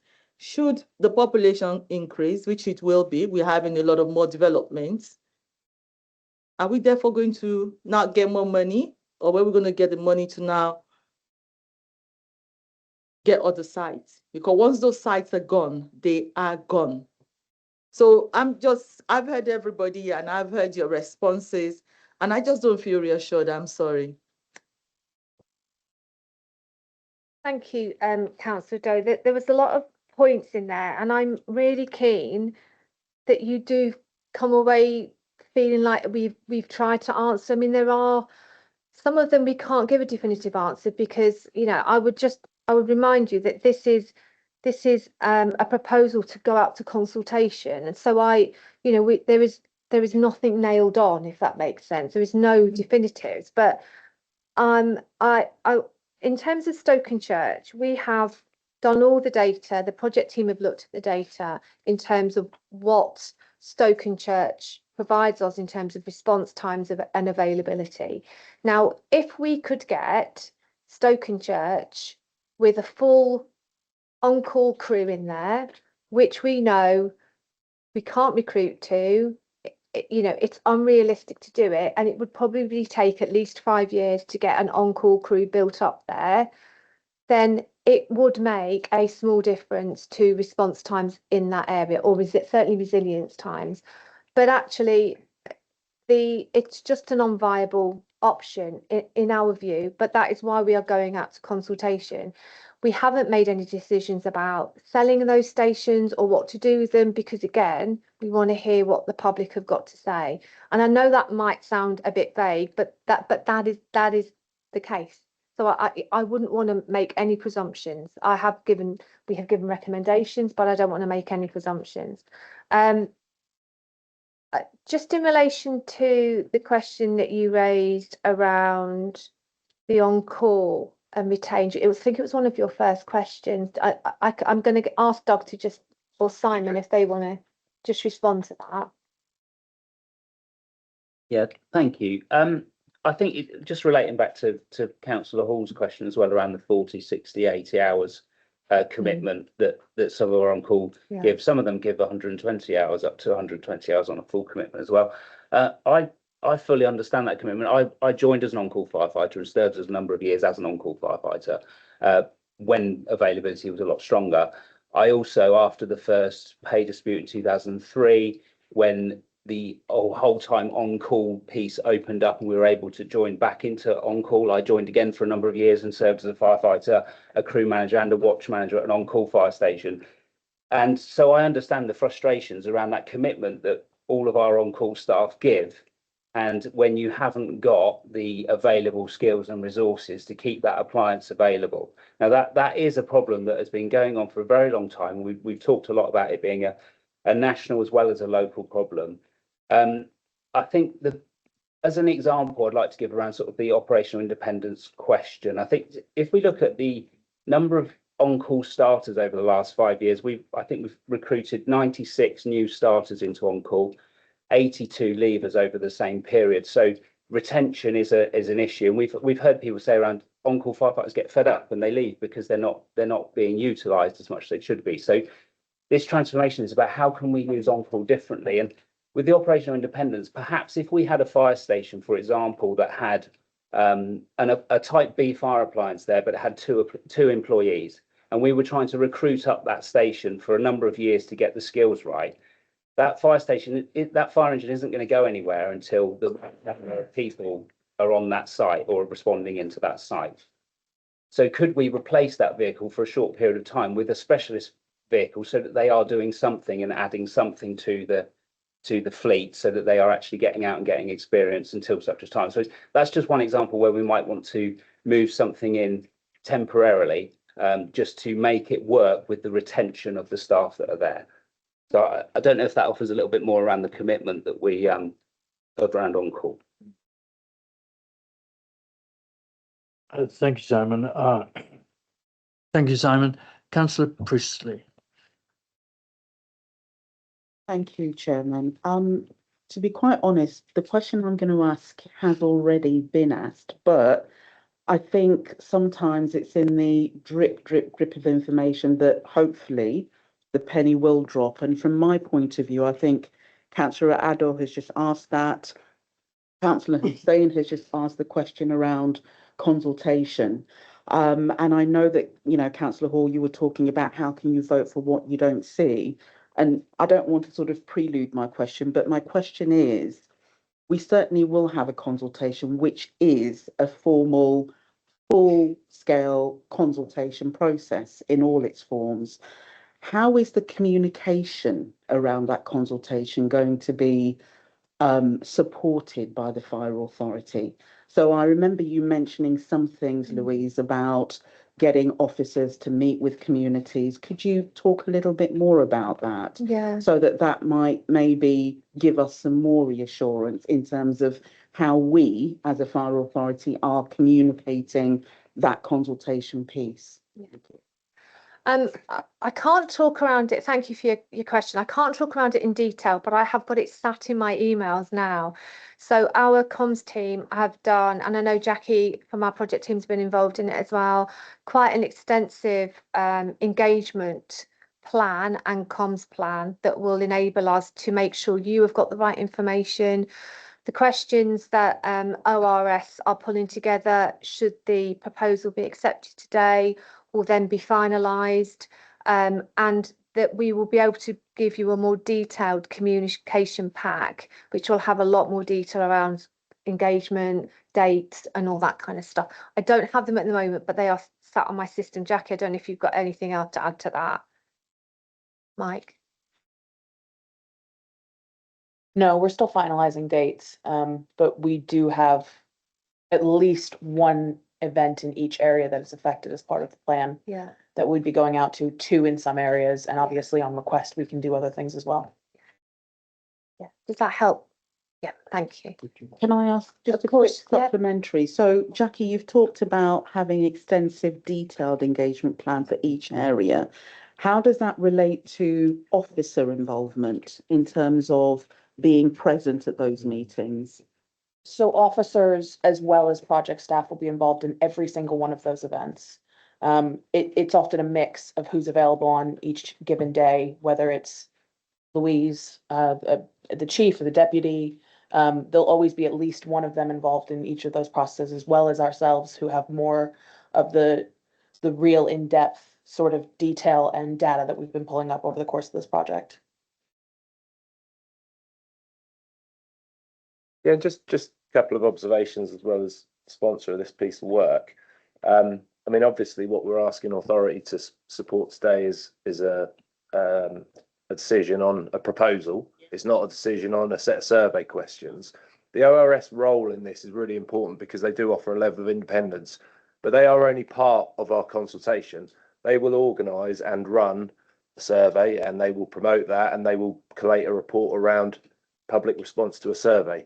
But the comms plan is bigger than that, and actually it is about officer visibility. It's about member visibility, getting out into the public. That's not ORS's domain, that is ours and our comms team domain.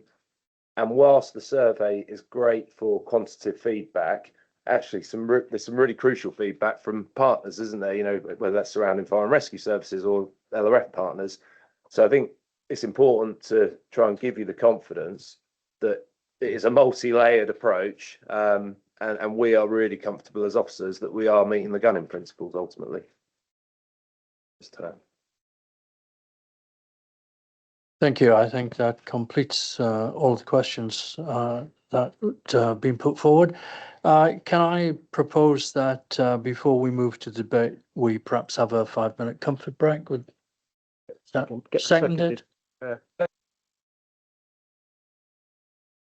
Yeah. We vote. I'm advised we need to vote on it. I shouldn't have thought we needed to. So can you tell the time? Can I just come back? I can be reasonably generous in this, but can we try to be back for past? Because it's an easy point on the clock to pick up.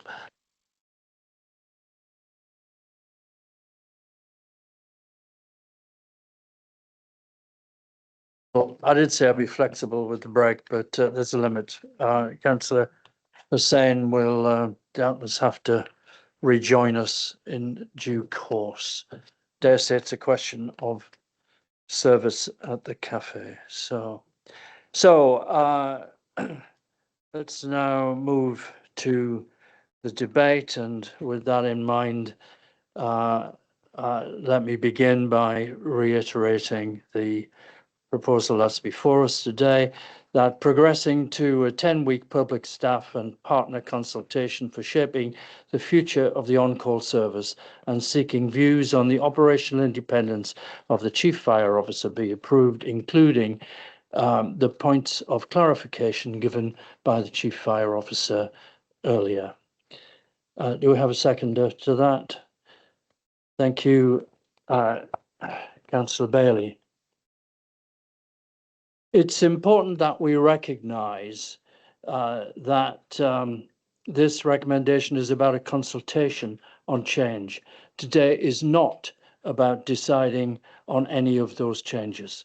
We are proposing a 10-week consultation period, which allows for 2 weeks over what we now call the festive break. Is considerably longer than the 6 weeks that Buckinghamshire Council typically allow, although I accept that on occasion they have allowed longer. For consultations, and it also satisfies requirement number 3 of the gunning principles.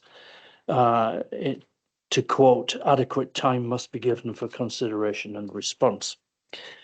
The proposed consultation is with the public, our staff and our partners. Representatives of these groups have contributed to the preparation of the current proposals and will have the same opportunity to contribute again via the consultation. Everyone will have their chance to contribute.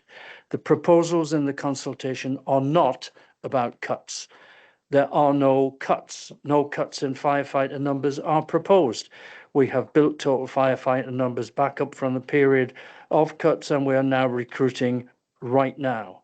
Savings will be ploughed back into the service.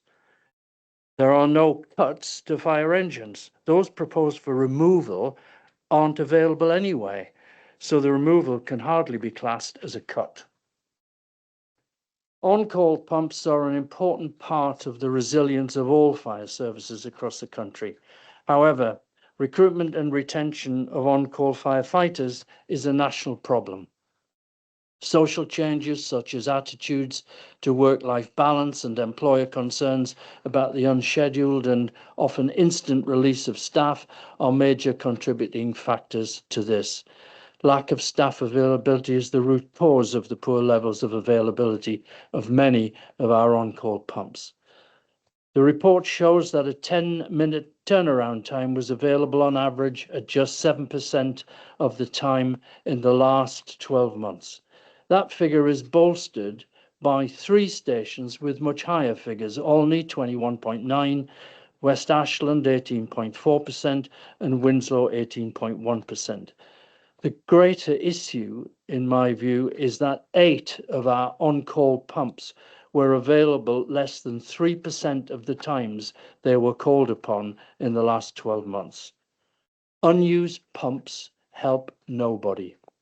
Removing them will not damage response times. Removing them will not increase over-the-border responses from Oxenbarks. If they aren't used now, they won't need to be covered by responses from Oxenbarks. Removing them will allow more flexible use of space and equipment, and in some cases permit improvements to staff welfare. Replacement of some OC pumps with rural firefighting vehicles will enhance capacity and allow swifter response to a wide range of incidents.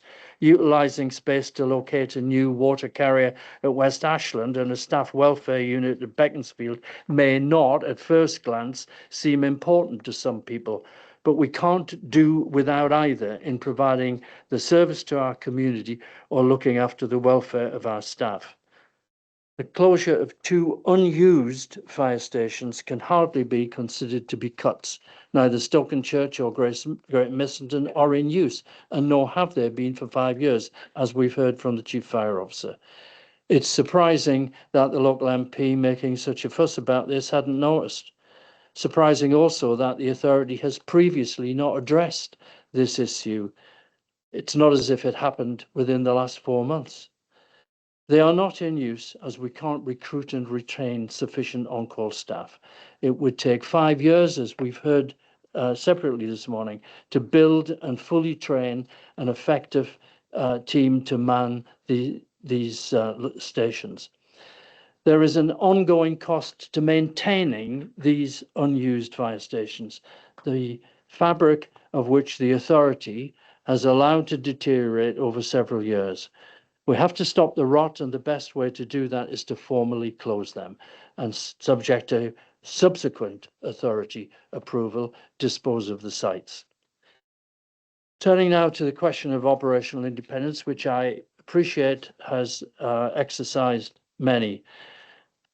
Frankly, I've said this from my initial involvement in the authority. Whatever makes anyone believe that 17 councillors with no relevant experience coming together 4 times a year know more about the operational issues in a fire and rescue service than the officers dealing with it every day. His Majesty's Inspector of Constabulary and Fire and Rescue Services have recommended that Chief Fire Officers are given greater operational independence, and the 2022 White Paper of the previous Conservative government proposed the same. This would allow strategic decisions about use and location of staff and equipment to be made more quickly and permit expenditure up to agreed limits. The Fire Authority would retain responsibility for budgets, priorities and standards, and the opening and closing of stations. The leader of the Conservative group has described the senior leadership team at Bucks Fire as, and I quote, an exceptional cadre of senior leaders from the Chief Fire Officer downwards. And on this, I agree entirely with him. Quite why he or indeed anyone else would deny them the right to greater operational independence is beyond me. Members, I urge you to support the recommendation and allow us to move on to the next stage of creating the excellent, modern and agile fire and rescue service that our community deserve. Do I have a seconder? We have a seconder. Would you wish to speak now or later? Later, please. Thank you. Would those who wish to speak in the debate please indicate so that we can make a record? Bonrance, Studgebury, Lancaster, Priestley, Wilson.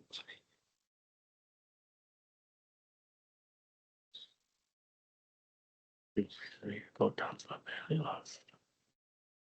I've got Hall, Rouse, Sure. Lancaster, Stutchbury, Wilson's. Farewell.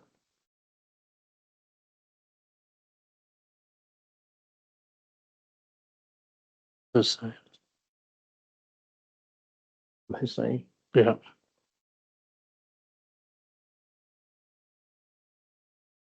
I think we've picked everyone there.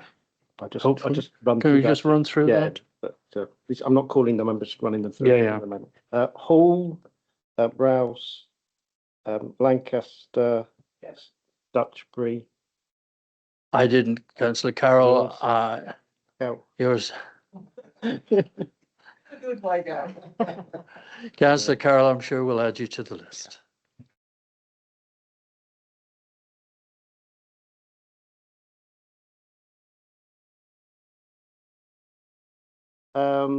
Rouse, Lancaster, Stutchbury, Wilson, Priestley, Sherwell, Hussein, Nicknam, and Carroll currently. We've got a goodly group to begin the debate with. Can I remind members that apart from the chairman of overview and scrutiny, you have 4-minute limit. So if we take them in that order, Chair? we take them in the order that we have them on this list. So first to speak on this would actually be Councillor Hall. Thank you, Chairman, and thank you for presiding over what has been a good-natured debate. It's important that we all get to say our pieces and walk out of the room on friendly and pleasant terms. I don't support yielding any power away from this fire authority. Frankly, the white paper that I saw last year horrified me. It was completely deficit of any democratic accountability. For those of you that don't know, up until 1997, our predecessors were the Buckinghamshire County Council Fire Brigade Committee. And once Milton Keynes broke away, it necessitated forming the fire authority. So basically, we are the same thing. We're the same kind of people around the table, and we are accountable to the public. The officers and the chief fire officer, whoever that may be in the future or present, they're not accountable to the public. They're accountable to us, and we are accountable to the public. And I don't support giving any decision making away whatsoever. I think what we've got now is perfectly fine, so I don't support that. As I said before earlier, this has been rushed. There are too many things in these papers that I'm uncomfortable with. The nearest whole-time cover to Prince's Risbury is Wickham, with Marlow providing further resilience. So Aylesbury doesn't exist. I mean, it's full of holes. I'm very uncomfortable with the whole retained thing, because speaking to firefighters, as I do, they don't like the commitment that this service expects from them. They don't want to commit 40, 60, 80, 100 hours a week. It's too much of a commitment, and we're asking too much from people. We could rebalance that, actually have a workshop, completely relook at the model, and then come back with something that's far more attractive for people to want to do. That would be the sensible thing in my book.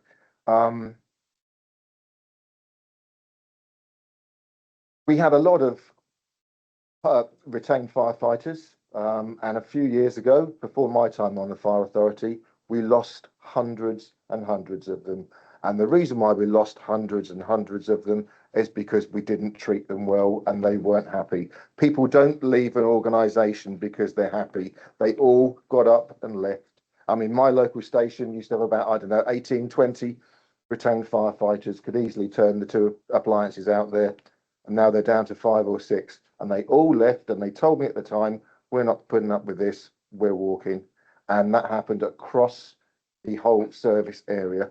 So yes, in terms of retained, we need to relook at this, and I think we've rushed this through too much. We should look at it properly and then go to the public with a well thought out consultation. There are bits in the proposals that I could comfortably accept, and there are bits in the proposals that I'm really, uncomfortable with. So I'm saying, yes, go for a consultation, but let's have another look at it and then go to the public with a consultation that we're all happy with and that we're all comfortable with. Thank you.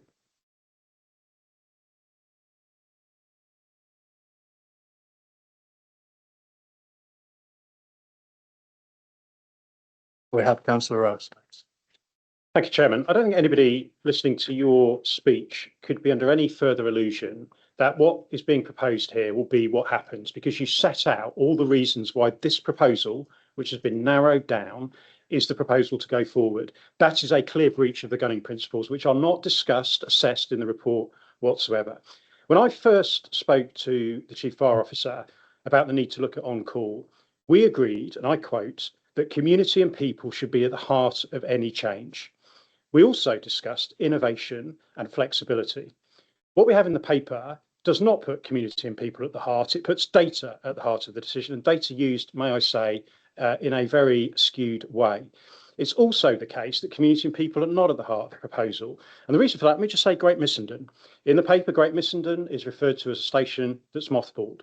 Well, it's possible to unmothball stations, and that was the second phase of transformation that was being set under Trey and what we asked for in February. But in the report, hidden in the report, is a fact that says a fire engine at Great Missenden would improve response times for Great Missenden, but it doesn't affect the overall response times of the service.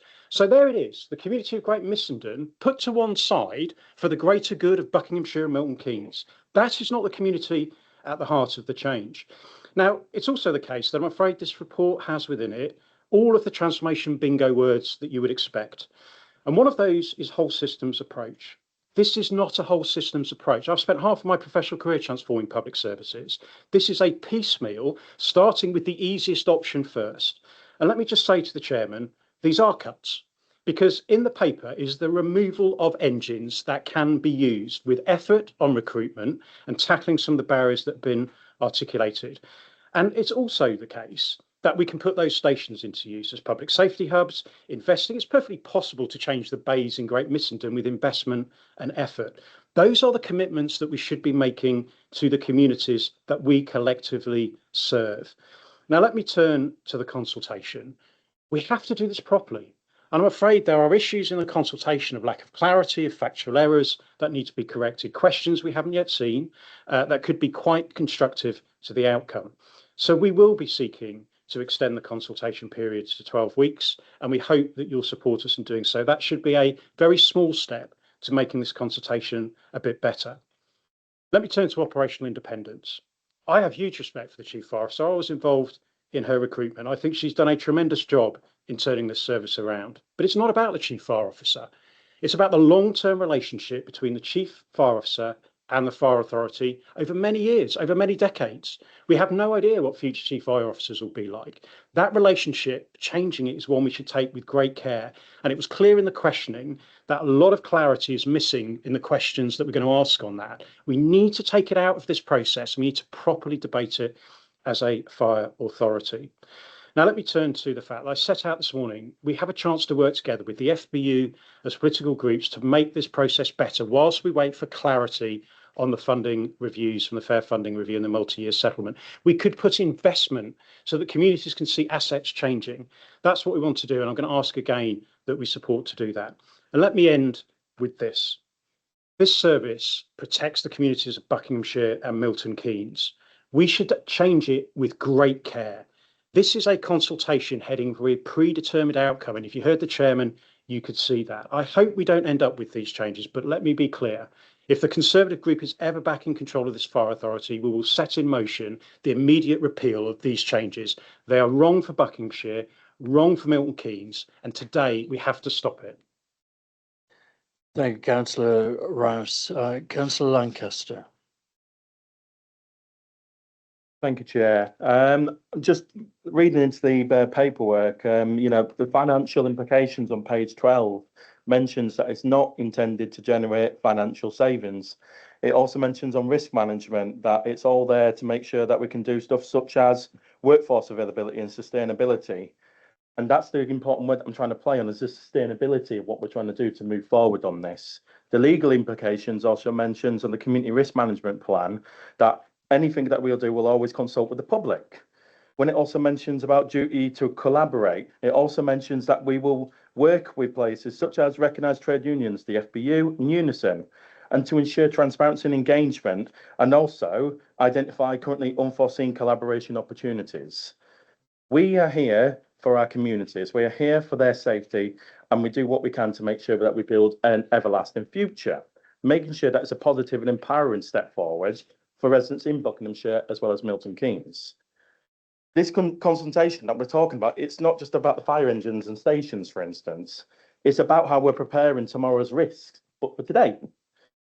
We've got things that are going to be happening, as mentioned, with climate change, new housing developments and evolving road networks that we've got, especially with Milton Keynes, and the changing community needs that we have.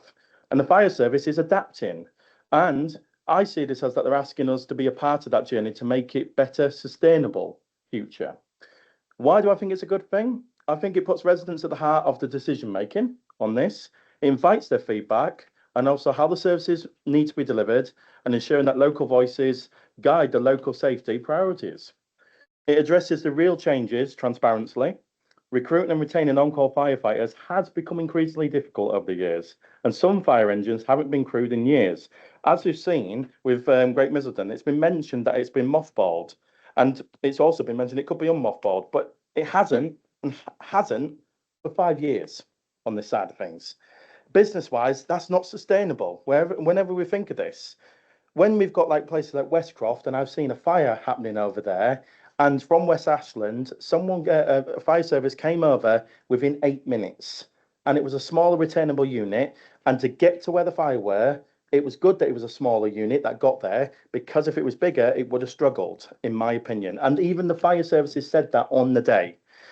This is making sure as well that it's been reviewed that resources are not underused, but used wisely, in my opinion. We're focusing on where there's been risk and making sure that we get it to its greatest potentials. And the fire authority, as we all hear today, is aiming to deliver more effective protection without waste. It prepares us for future threats, as I mentioned, with climate change, population growth, and also infrastructure expansion, are all bringing new risks to what we're going to be talking about. The plan is designed to meet those head on with innovation and community input. I can understand when people are saying that when we're speaking about having reduced retained fire engines and closing stations, it can spark concern. I understand change can be upsetting, but it's a consultation. It's making sure people have those chances to be able to speak about this. So for people, when it comes out, or when it does look at coming out, I want it to be mean that every parent, every business owner, every community, every neighbour, your voice will matter to making sure that we build a service that is not just reactive, but also proactive. Not just traditional, but it has to be transformable when we're moving into a different era of things, different communities being built in Buckinghamshire and Milton Keynes. But most importantly, we're making sure, as I've said at the beginning, building not just for today, but a future that we all share. Thank you.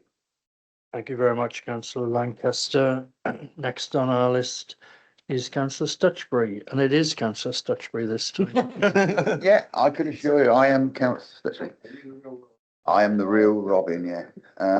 Thank you very much. And I think that first thing to reflect on why we're here and why we all should be here. We're all here to represent interests to the best of our abilities and to look to the well-being of our constituents, be they in Milton Keynes or Buckinghamshire.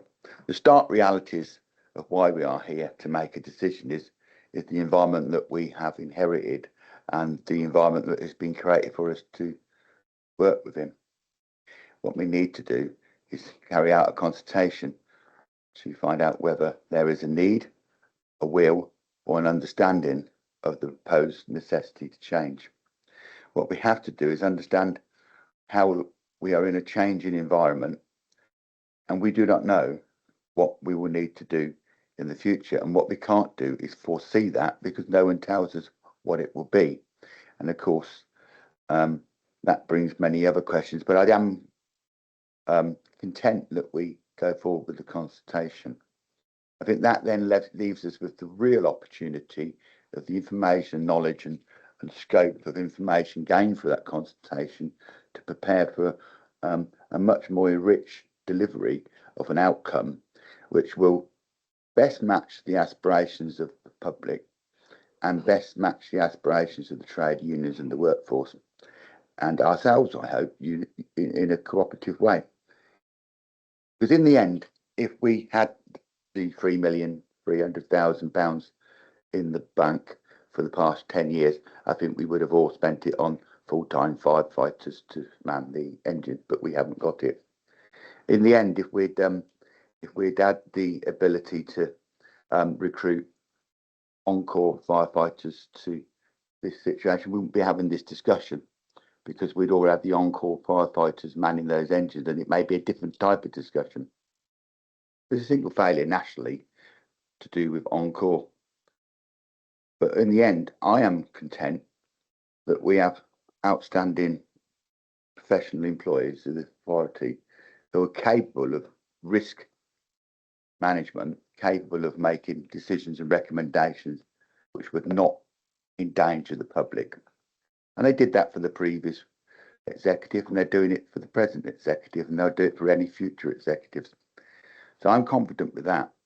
What I am aware of is when you start using an evident methodology around what the outcomes will be, that can cause clouding of view. My view, as I stated in questions, is I want to see the evidence, I want to see the detail, I want to see the findings, and I want, if there's something substantial that comes out of those which is different to the paper that we've got, we should be wise enough to amend, to change direction, and to tally it to it.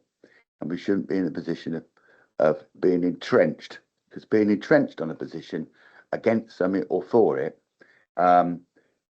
based upon tribalism or politics, would lead us to not being able to best represent our public.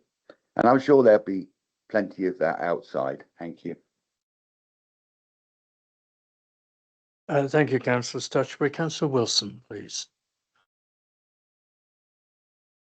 Thank you, Chairman.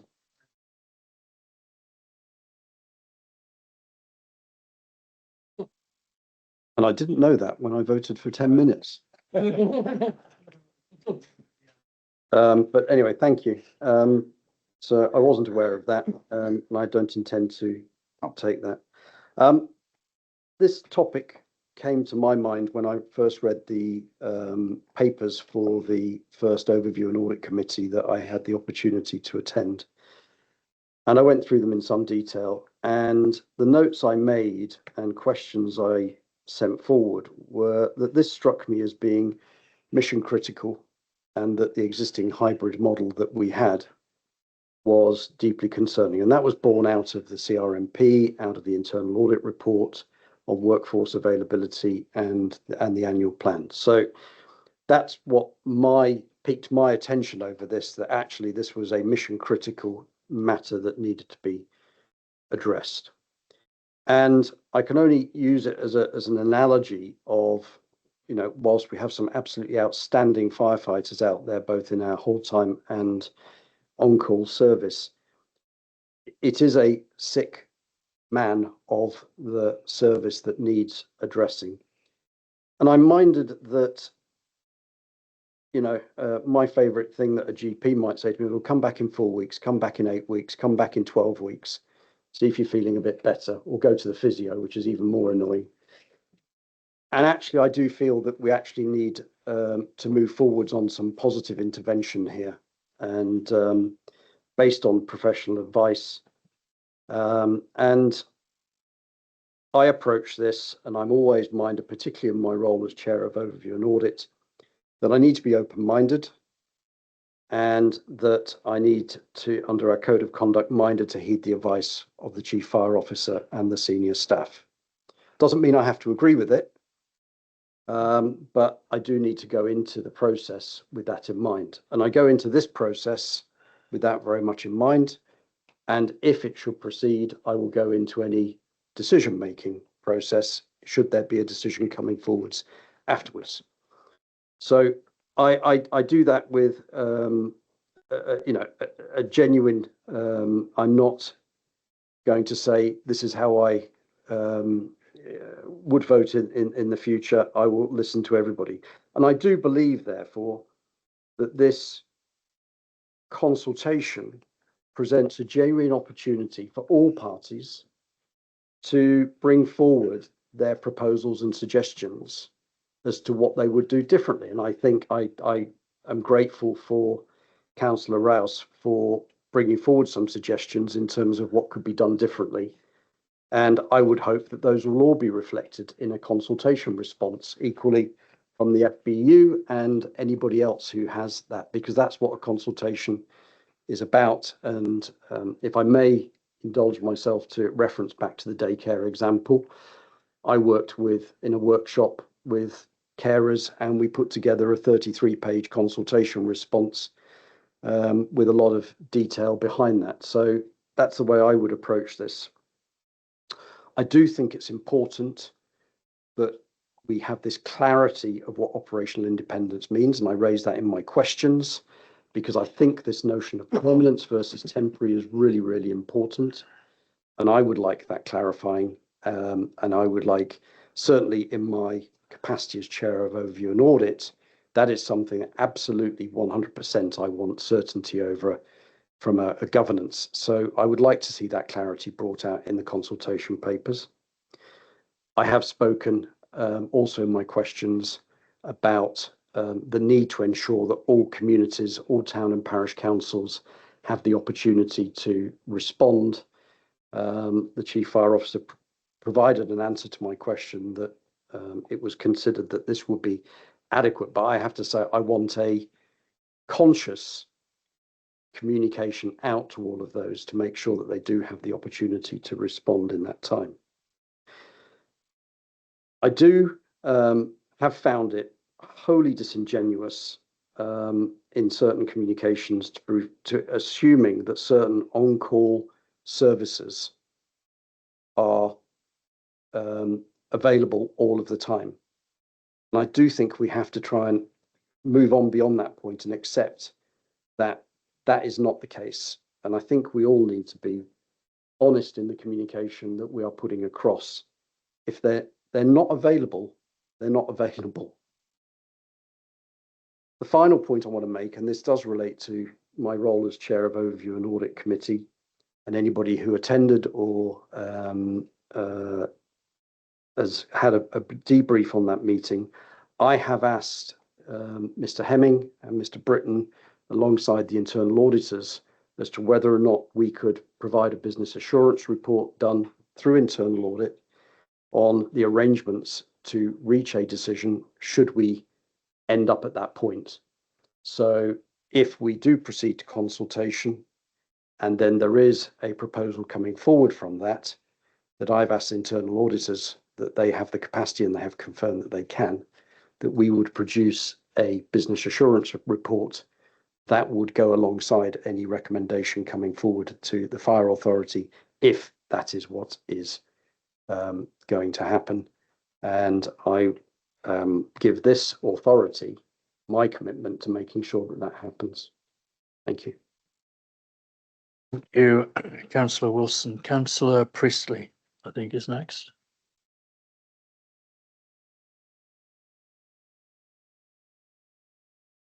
Yeah.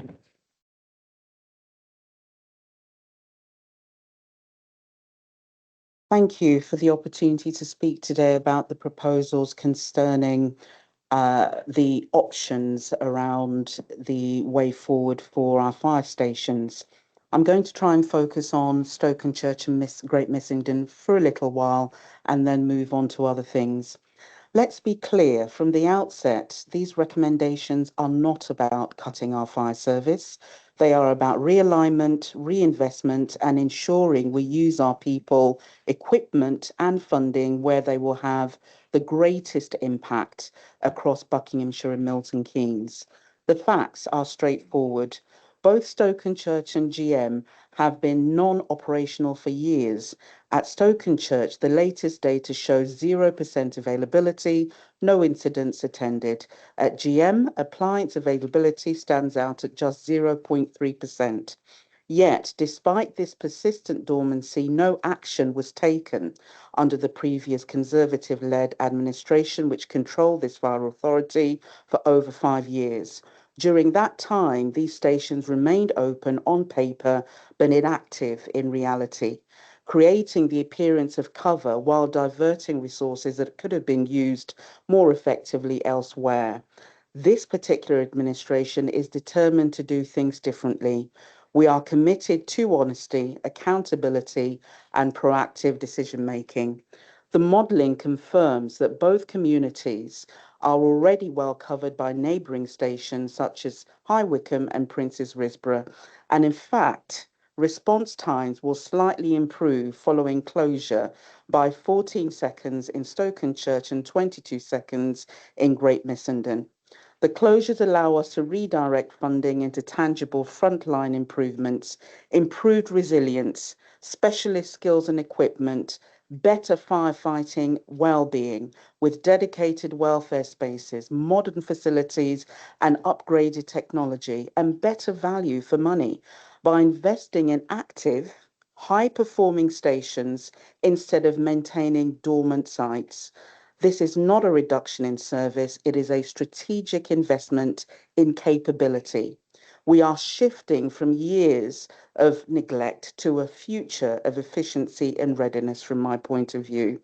Chair and members, these decisions are never easy, but they are necessary. By supporting this proposal, we will deliver a modern, sustainable and operationally strong fire service, one that invests in its people, not empty buildings, and that protects every community more effectively. Thank you. Thank you, Councillor Priestley. Councillor Sherwell, please. Thank you, Jim. Firstly, there's an area that hasn't been looked at all really when we've been talking about that, and that's regulation. This is not the core, I absolutely accept that. I've had a lot of experience of regulation through years as a school governor and about 2/3 of my professional career being involved with regulation. In this case, we've had an inspection report talking about the non-viability effectively of the on-call service, and we've had comments from regulators about the authority of the chief fire officer. There are two things you can do when you get comments from regulators. One is to bow your head and get on with it. The other is to say, we don't agree with this, but we don't agree with this because of A, B, C, D, and E, and we're going to do F, G, H, and I and try and tackle it. The one thing you can't do is ignore it. And we can't be in a position of being seen to ignore those next time the regulator comes. And that's not the core point, but I think it's an important point of background that people ought to remember. I welcome Councillor Hall's comment about a workshop on changing the way that the retained service operates and so on. I see absolutely no reason why that couldn't be done in parallel with what we're talking about here. It seems to me something that it's worth the officers thinking about and taking forward quite separately. In terms of these things being settled, I've known Councillor Munger for a very long time, probably longer than either he or I wish to admit. People that I know will not proceed with things within this report which, at the end of the consultation, there are better alternatives or seem inappropriate. And I can quite openly say he knows that I won't support things within this that are not appropriate or can be dealt with better. But that's not a reason for not talking about them now. And the final sort of point that I want to make is to be clear that this is about availability of the fire service to the people that we're serving. It's not about a technical number of engines in a particular place or not. The reality, as has been explained eloquently already, with Shetting Missenden, will be that the people of Missenden will get precisely the same service from the station as they've had for the last 5 years. That can't be described as a cut in any normal use of the English language. Now, I accept that there is a debate about how we provide the best service to the people of Missenden or to the people of any other community that you care to mention in Buckinghamshire and Milton Keynes. But to suggest that these proposals are cuts is just not a normal use of the English language, frankly. And finally, I don't normally say this with respect for a Labour member, but I agree with absolutely every word that Councillor Lancaster said. And I think it's really, really important principle of what we are trying to do. Thank you. Thank you, Councillor Sherwell. I think Councillor Hussain is next on our list. Thank you, Mr. Chairman. I find myself in a strange position in that we have a Conservative former majority group arguing against cuts. Now, that would be a rather surprise to me for a party nationally that introduced the word austerity into the political lexicon of over 14 years. And if you look at the real term figures for this fire authority from 2010 to 2025, you're seeing real term cuts of almost 1.9 million. But the essence of the proposals is not cuts. It says in bold, this programme of work is not designed to cut budgets, reduce firefighter numbers, or divert resources from our front line. I don't know what other way they can use the English language to say that this is not a proposal for cuts. And Councillor Rouse goes about, oh yes, we could go around investment. I'd love to know where he would get the investment from. Because he himself in a previous debate we've talked about in a previous meeting that on horizon are proposals from government that are going to rain down on us as to how our budgets are going to be affected. We already have been briefed as to the direction of travel on those budgets that are going to be given to us. So, and he was in charge of the authority when he gave they set this in motion with no amendments, no nothing, but just set it in motion in December 2024. And he specifically asked for innovation and flexibility. And when flexible comments and flexible proposals are put forward, and these, please be aware, public, is proposals, no decision has been made as to what's going to be done or not done, as other councillors around this table have said, that we hope if there are innovative and different proposals come back from the public, that this authority, I hope, will look at them seriously. But there's nothing in this proposal that proposes cuts.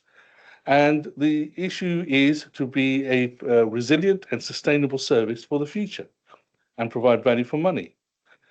The other thing I am mystified about is the kind of some colleagues being mystified why we've lost firefighters.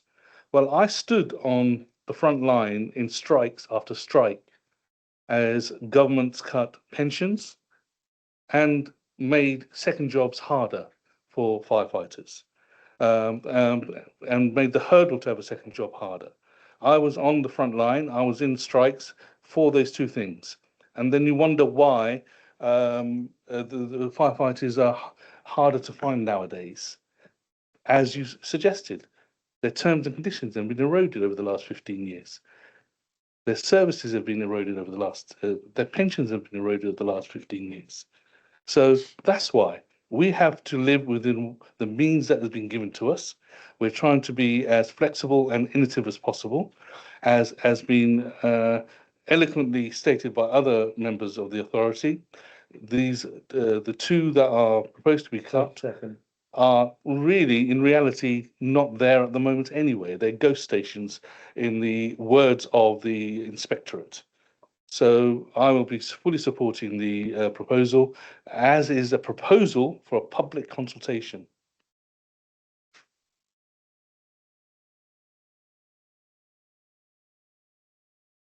Thank you, Chairman, and interesting you said in your presentation about 4 meetings a year. I remember we spent an enormous amount of time building Blue Light Hub, and it was take me, it wasn't 4 meetings a year. And obviously you don't understand the workings. And I did hear your presentation, and it seemed to me, and I'm not the most sensible person, just the public would listen to your presentation. It listened like you've already made up your mind. I'm afraid it did that. And the other thing, simple to me again, I'm maybe a simple person. If you take something away, you ask any person on the street, it is a cut. Come on, let's be honest about this. You've all been talking about and trying to work around it, and we're going to shift up there and we're going to shut that. It is a cut. Oh, come on, let's be honest about it. I've had so many people talk to me about it, David. What? So they're going to close this and close that and take the pumps out there. Well, yes. Oh, well, that's a cut. So people are telling me. So my message to everybody in this room, be very careful what you wish for. Be very careful. This will be your legacy. This will be your legacy, the administration at the moment, because this is the only way forward is to try and get this authority where it is all the time. We work with officers all the time. We've worked on many projects over the years, so there's no issues there whatsoever. But the public are very concerned about this, and you seem to be talking around the real problem. This is a removal of things, and it's a cut. So I may not be educated in some ways, but in others I have. I've done lots of stuff in my life. But people do say to me, David, have I got this wrong? Have I got this wrong? I know you haven't got this wrong. This is something that's not very good for this authority, which we're very proud of. Of course we are. So going back to the responsibilities of this organisation, we are local members. We're elected here to in some way hold people to account if something goes wrong, but so we need to be in all the decision making. We really do. So shifting responsibility to persons, whatever, I think is very, very dangerous. It really is, and takes it out of this remit at the moment. So at the moment, as you could probably see today, I'm very unhappy about this. So I'm obviously going to vote the way I'm going to vote. Thank you. Thank you, Councillor Carroll. Councillor Gom, please.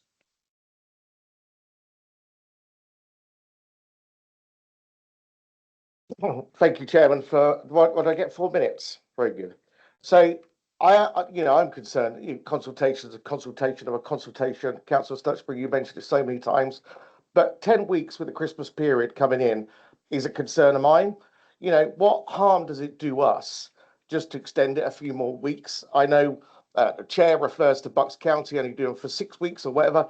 I'm not really interested in that. I'm interested in what our community would appreciate from us. So just to extend it a few more weeks, maybe to 13, just to counteract Christmas and give them some peace over that period, rather than worrying about a consultation. But anyway, as we move on, we're all very compassionate about our own areas of what we do. And when I first heard about the consultation, Buckingham was going to lose 1 fire engine, and that was it. And Councillor Stutchbury was going to go with that one. So I'm really pleased to hear now that you're looking to put the rural engine in there. But my concern is why you show my concern is, and Councillor Stutchbury said he can't see into the future, but Milton Keynes is expanding as hard as anything. Buckingham is expanding as hard as anything, and you're taking away an engine in that area. We also have, when you look further, Gorka, we have the new depot with HS2 coming in. That's going to need to be looked after. We also at Westcott, we had a fire not so long ago that went on for weeks and weeks that took over some of the engines that were there. So there is a concern about losing it up in the north of the county. When we look even deeper, they're now looking to put in battery storage within the Granborough area, the Claydons, massive battery storage there, battery storage at the Rosefield. That's going to need looking after as well. We've taken that into consideration, because during the deliberations of those, when those were putting that forward, The chap who used to be a chief fire officer stated that we need extra engines to look after those facilities. And we're about to lose one, although we are going to get the rural one in. So there is a lot of changes going on. So looking into the future, it's there written in front of you. There is my concern for the North. So I am a bit, really concerned about the consultation, and I feel it should be given a little bit longer. Thank you. Thank you, Councillor Gom. Do we have any more wishing to contribute to that debate? Councillor McLean, we didn't have you on the list. Thank you very much, Chairman, and thank you to all those who contributed so far. I was going to address my comments basically to those of us from Milton Keynes. A bit of history, or fact, there's 48 parishes in Milton Keynes. I happen to represent 17 of them. Some are very small, one's as small as 30, but there are others up in 5,000. They don't all meet every month. They don't all meet every other month. Some meet quarterly, some meet biannually, and some actually don't meet. However, if we do a 10-week consultation, then we're likely to miss some. I'm going to a meeting tomorrow night in a village called Aswood. So they're meeting on the 13th of November. They won't meet again until same time in February. So we're going to miss their normal meeting. There'll be others. And I then looked at the number of parishes there are in Buckinghamshire. I was surprised to see there's 171. So you haven't got the same problem that we have. Are you all going to get to fit them in? Some Mondays I go to 4 parishes out of those 17 to represent the ward councillors. So you're going to do the same. So I can't see any difference, there's no disbenefit in extending it to 12 or even 13 weeks. So I'm thinking that at some point we should be considering an amendment to extend the period. I did have a word with my bookie a few minutes ago during the break. He's actually told me he won't take a bet on this not being passed. It's a question if we pass it with an extended timescale. I still don't think I'll get anything under than 10,000 to 1 on. But let's be honest, it's important. Why would 2 extra weeks or 3 extra weeks actually make a difference? So I'm very much hoping that we'll be moving amendments from this side of the table, which I would definitely support. Thank you, Chair. Thank you, Councillor McLean. I think Councillor Mahmood Hussain. Thank you very much, Mr. Chairman. I think I'd just like to express my concern about the High Wycombe, because I think when you consider the number of accidents happen on M40 in a year, it's unbelievable. And I think taking a reduction in High Wycombe would be a disaster, and I would not be supporting in that way, please. Thank you. Mr. Chairman, I'd like to, under Standing Order D13, move a motion to amend the motion. That amendment is as follows. That we delete 10 under the recommendation and insert 12. So it now reads that progressing to a 12-week public staff and partner consultation for shaping the future of on-call service and seeking views on the operational dependence of the Chief Fire Officer. B, then delete approved and insert paused.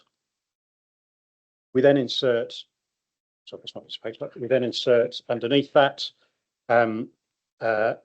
that this pause awaits the details of the imminent and potentially multi-year settlement and/or precept flexibility. Stop.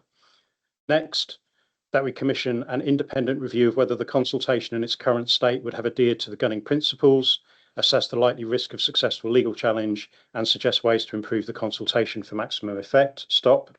Next bullet. That in light of the likely clarity of a financial settlement, a working group chaired by the Chairman of the Fire Authority be established. It should consist of the CFO, DCFO, ACFO, Director of Finance and Assets, a representative from each political group, brackets, the Chairman representing his group, a staff representative from the on-call firefighter team and the FBU. They should be tasked with exploring ways to further improve the proposals before they are progressed to public consultation. This working group should report directly to the Fire Authority at every subsequent meeting of the authority. Stop. Next bullet. That proposals on widening operational independence of the Chief Fire Officer must be withdrawn from the on-call improvement proposals and subject to a separate detailed paper and review by the Fire Authority, given the serious and long-term consequences of any changes to the relationship between the authority and the CFO. And apologies, we should also have deleted and seeking views on the operational independence of the Chief Fire Officer from the original motion. I'd like to propose that amendment with immediate effect, Mr. Chairman. Do you have well, first of all, we have a seconder to that. Thank you, councillor McLean. Do you have that proposed amendment in writing for the convenience of officers? Yes, I do. It's based off the petition this morning, Mr. Chairman. So yes, I can provide it in writing. It's fine. Okay, but you don't have copies for members? Okay, thank you. I don't believe I'm required to. I can. No, not at all. It's just simply a matter of convenience.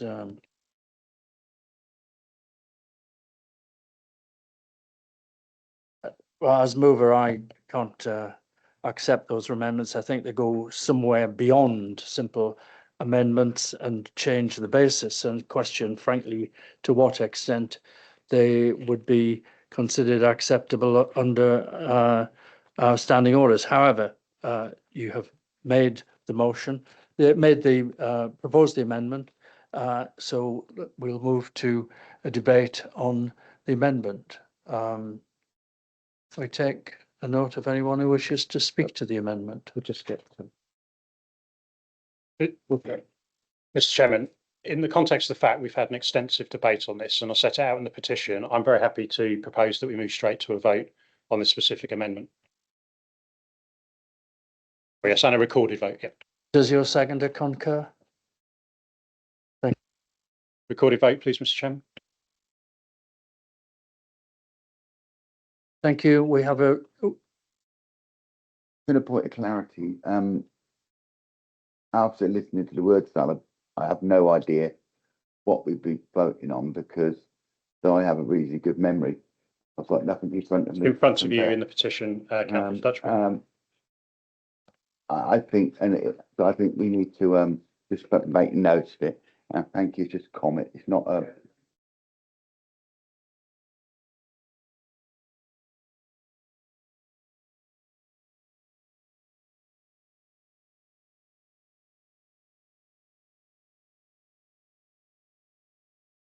Oh, sorry. It is now. Just for clarity, we will now move to a vote on the amendment, it having been duly proposed and seconded. All those in. Sorry. No. There has been a request for a recorded vote. The Director of Legal and Governance will call out your name and you can respond yes or no to that. Yeah. A roll call by surname alphabetical order. When I call your name, please indicate if you're voting. This is on the amendment for or against or abstaining. Councillor Ado. For. Thank you. Councillor Bailey. Against. Thank you. Councillor Banks. Thank you. Councillor Carroll. For. Thank you. Councillor Exxon. Thank you. Councillor Gom. For. Thank you. Councillor Hall. For. Thank you. Hussein OBE. For. Thank you. Hussein. Against. Thank you. Lancaster. Against. Thank you. McLean. For. Thank you. Munger. Against. Thank you. Priestley. Thank you. Browse. For. Thank you. Sherwell. Against. Thank you. Stutchbury.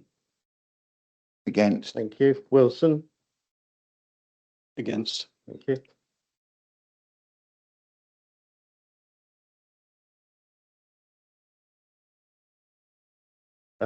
That amendment fails, Chair. Thank you. That amendment having failed, we'll return to this. Mr. Chairman, I'd like to move a further amendment. I promise this is the last one. The amendment is as follows: that we delete 10-week and insert 12-week. The rest of the recommendation stays unchanged. So this is in effect moving us to a 12-week public consultation. You have a seconder for that? Councillor McLean again. Recorded vote, please, Mr. Chairman. Sorry, I'm happy to proceed to the vote again. Sorry. Yeah. Okay, recorded vote again, same process as earlier. I'll leave it to. Yep. Thank you, Graham Chair. Bretton. When I call your name by surname alphabetical order, please indicate for, against, or abstain. Ado. Sorry. Paul, I beg your pardon. Hayley, thank you. Thanks. Against. Thank you. Carol, thank you. Exxon, thank you. Gone, thank you. Hall, thank you. Hussein OBE, thank you. Hussein, thank you. Lancaster, Against. thank you. McLean, thank you. Munger, Against. thank you.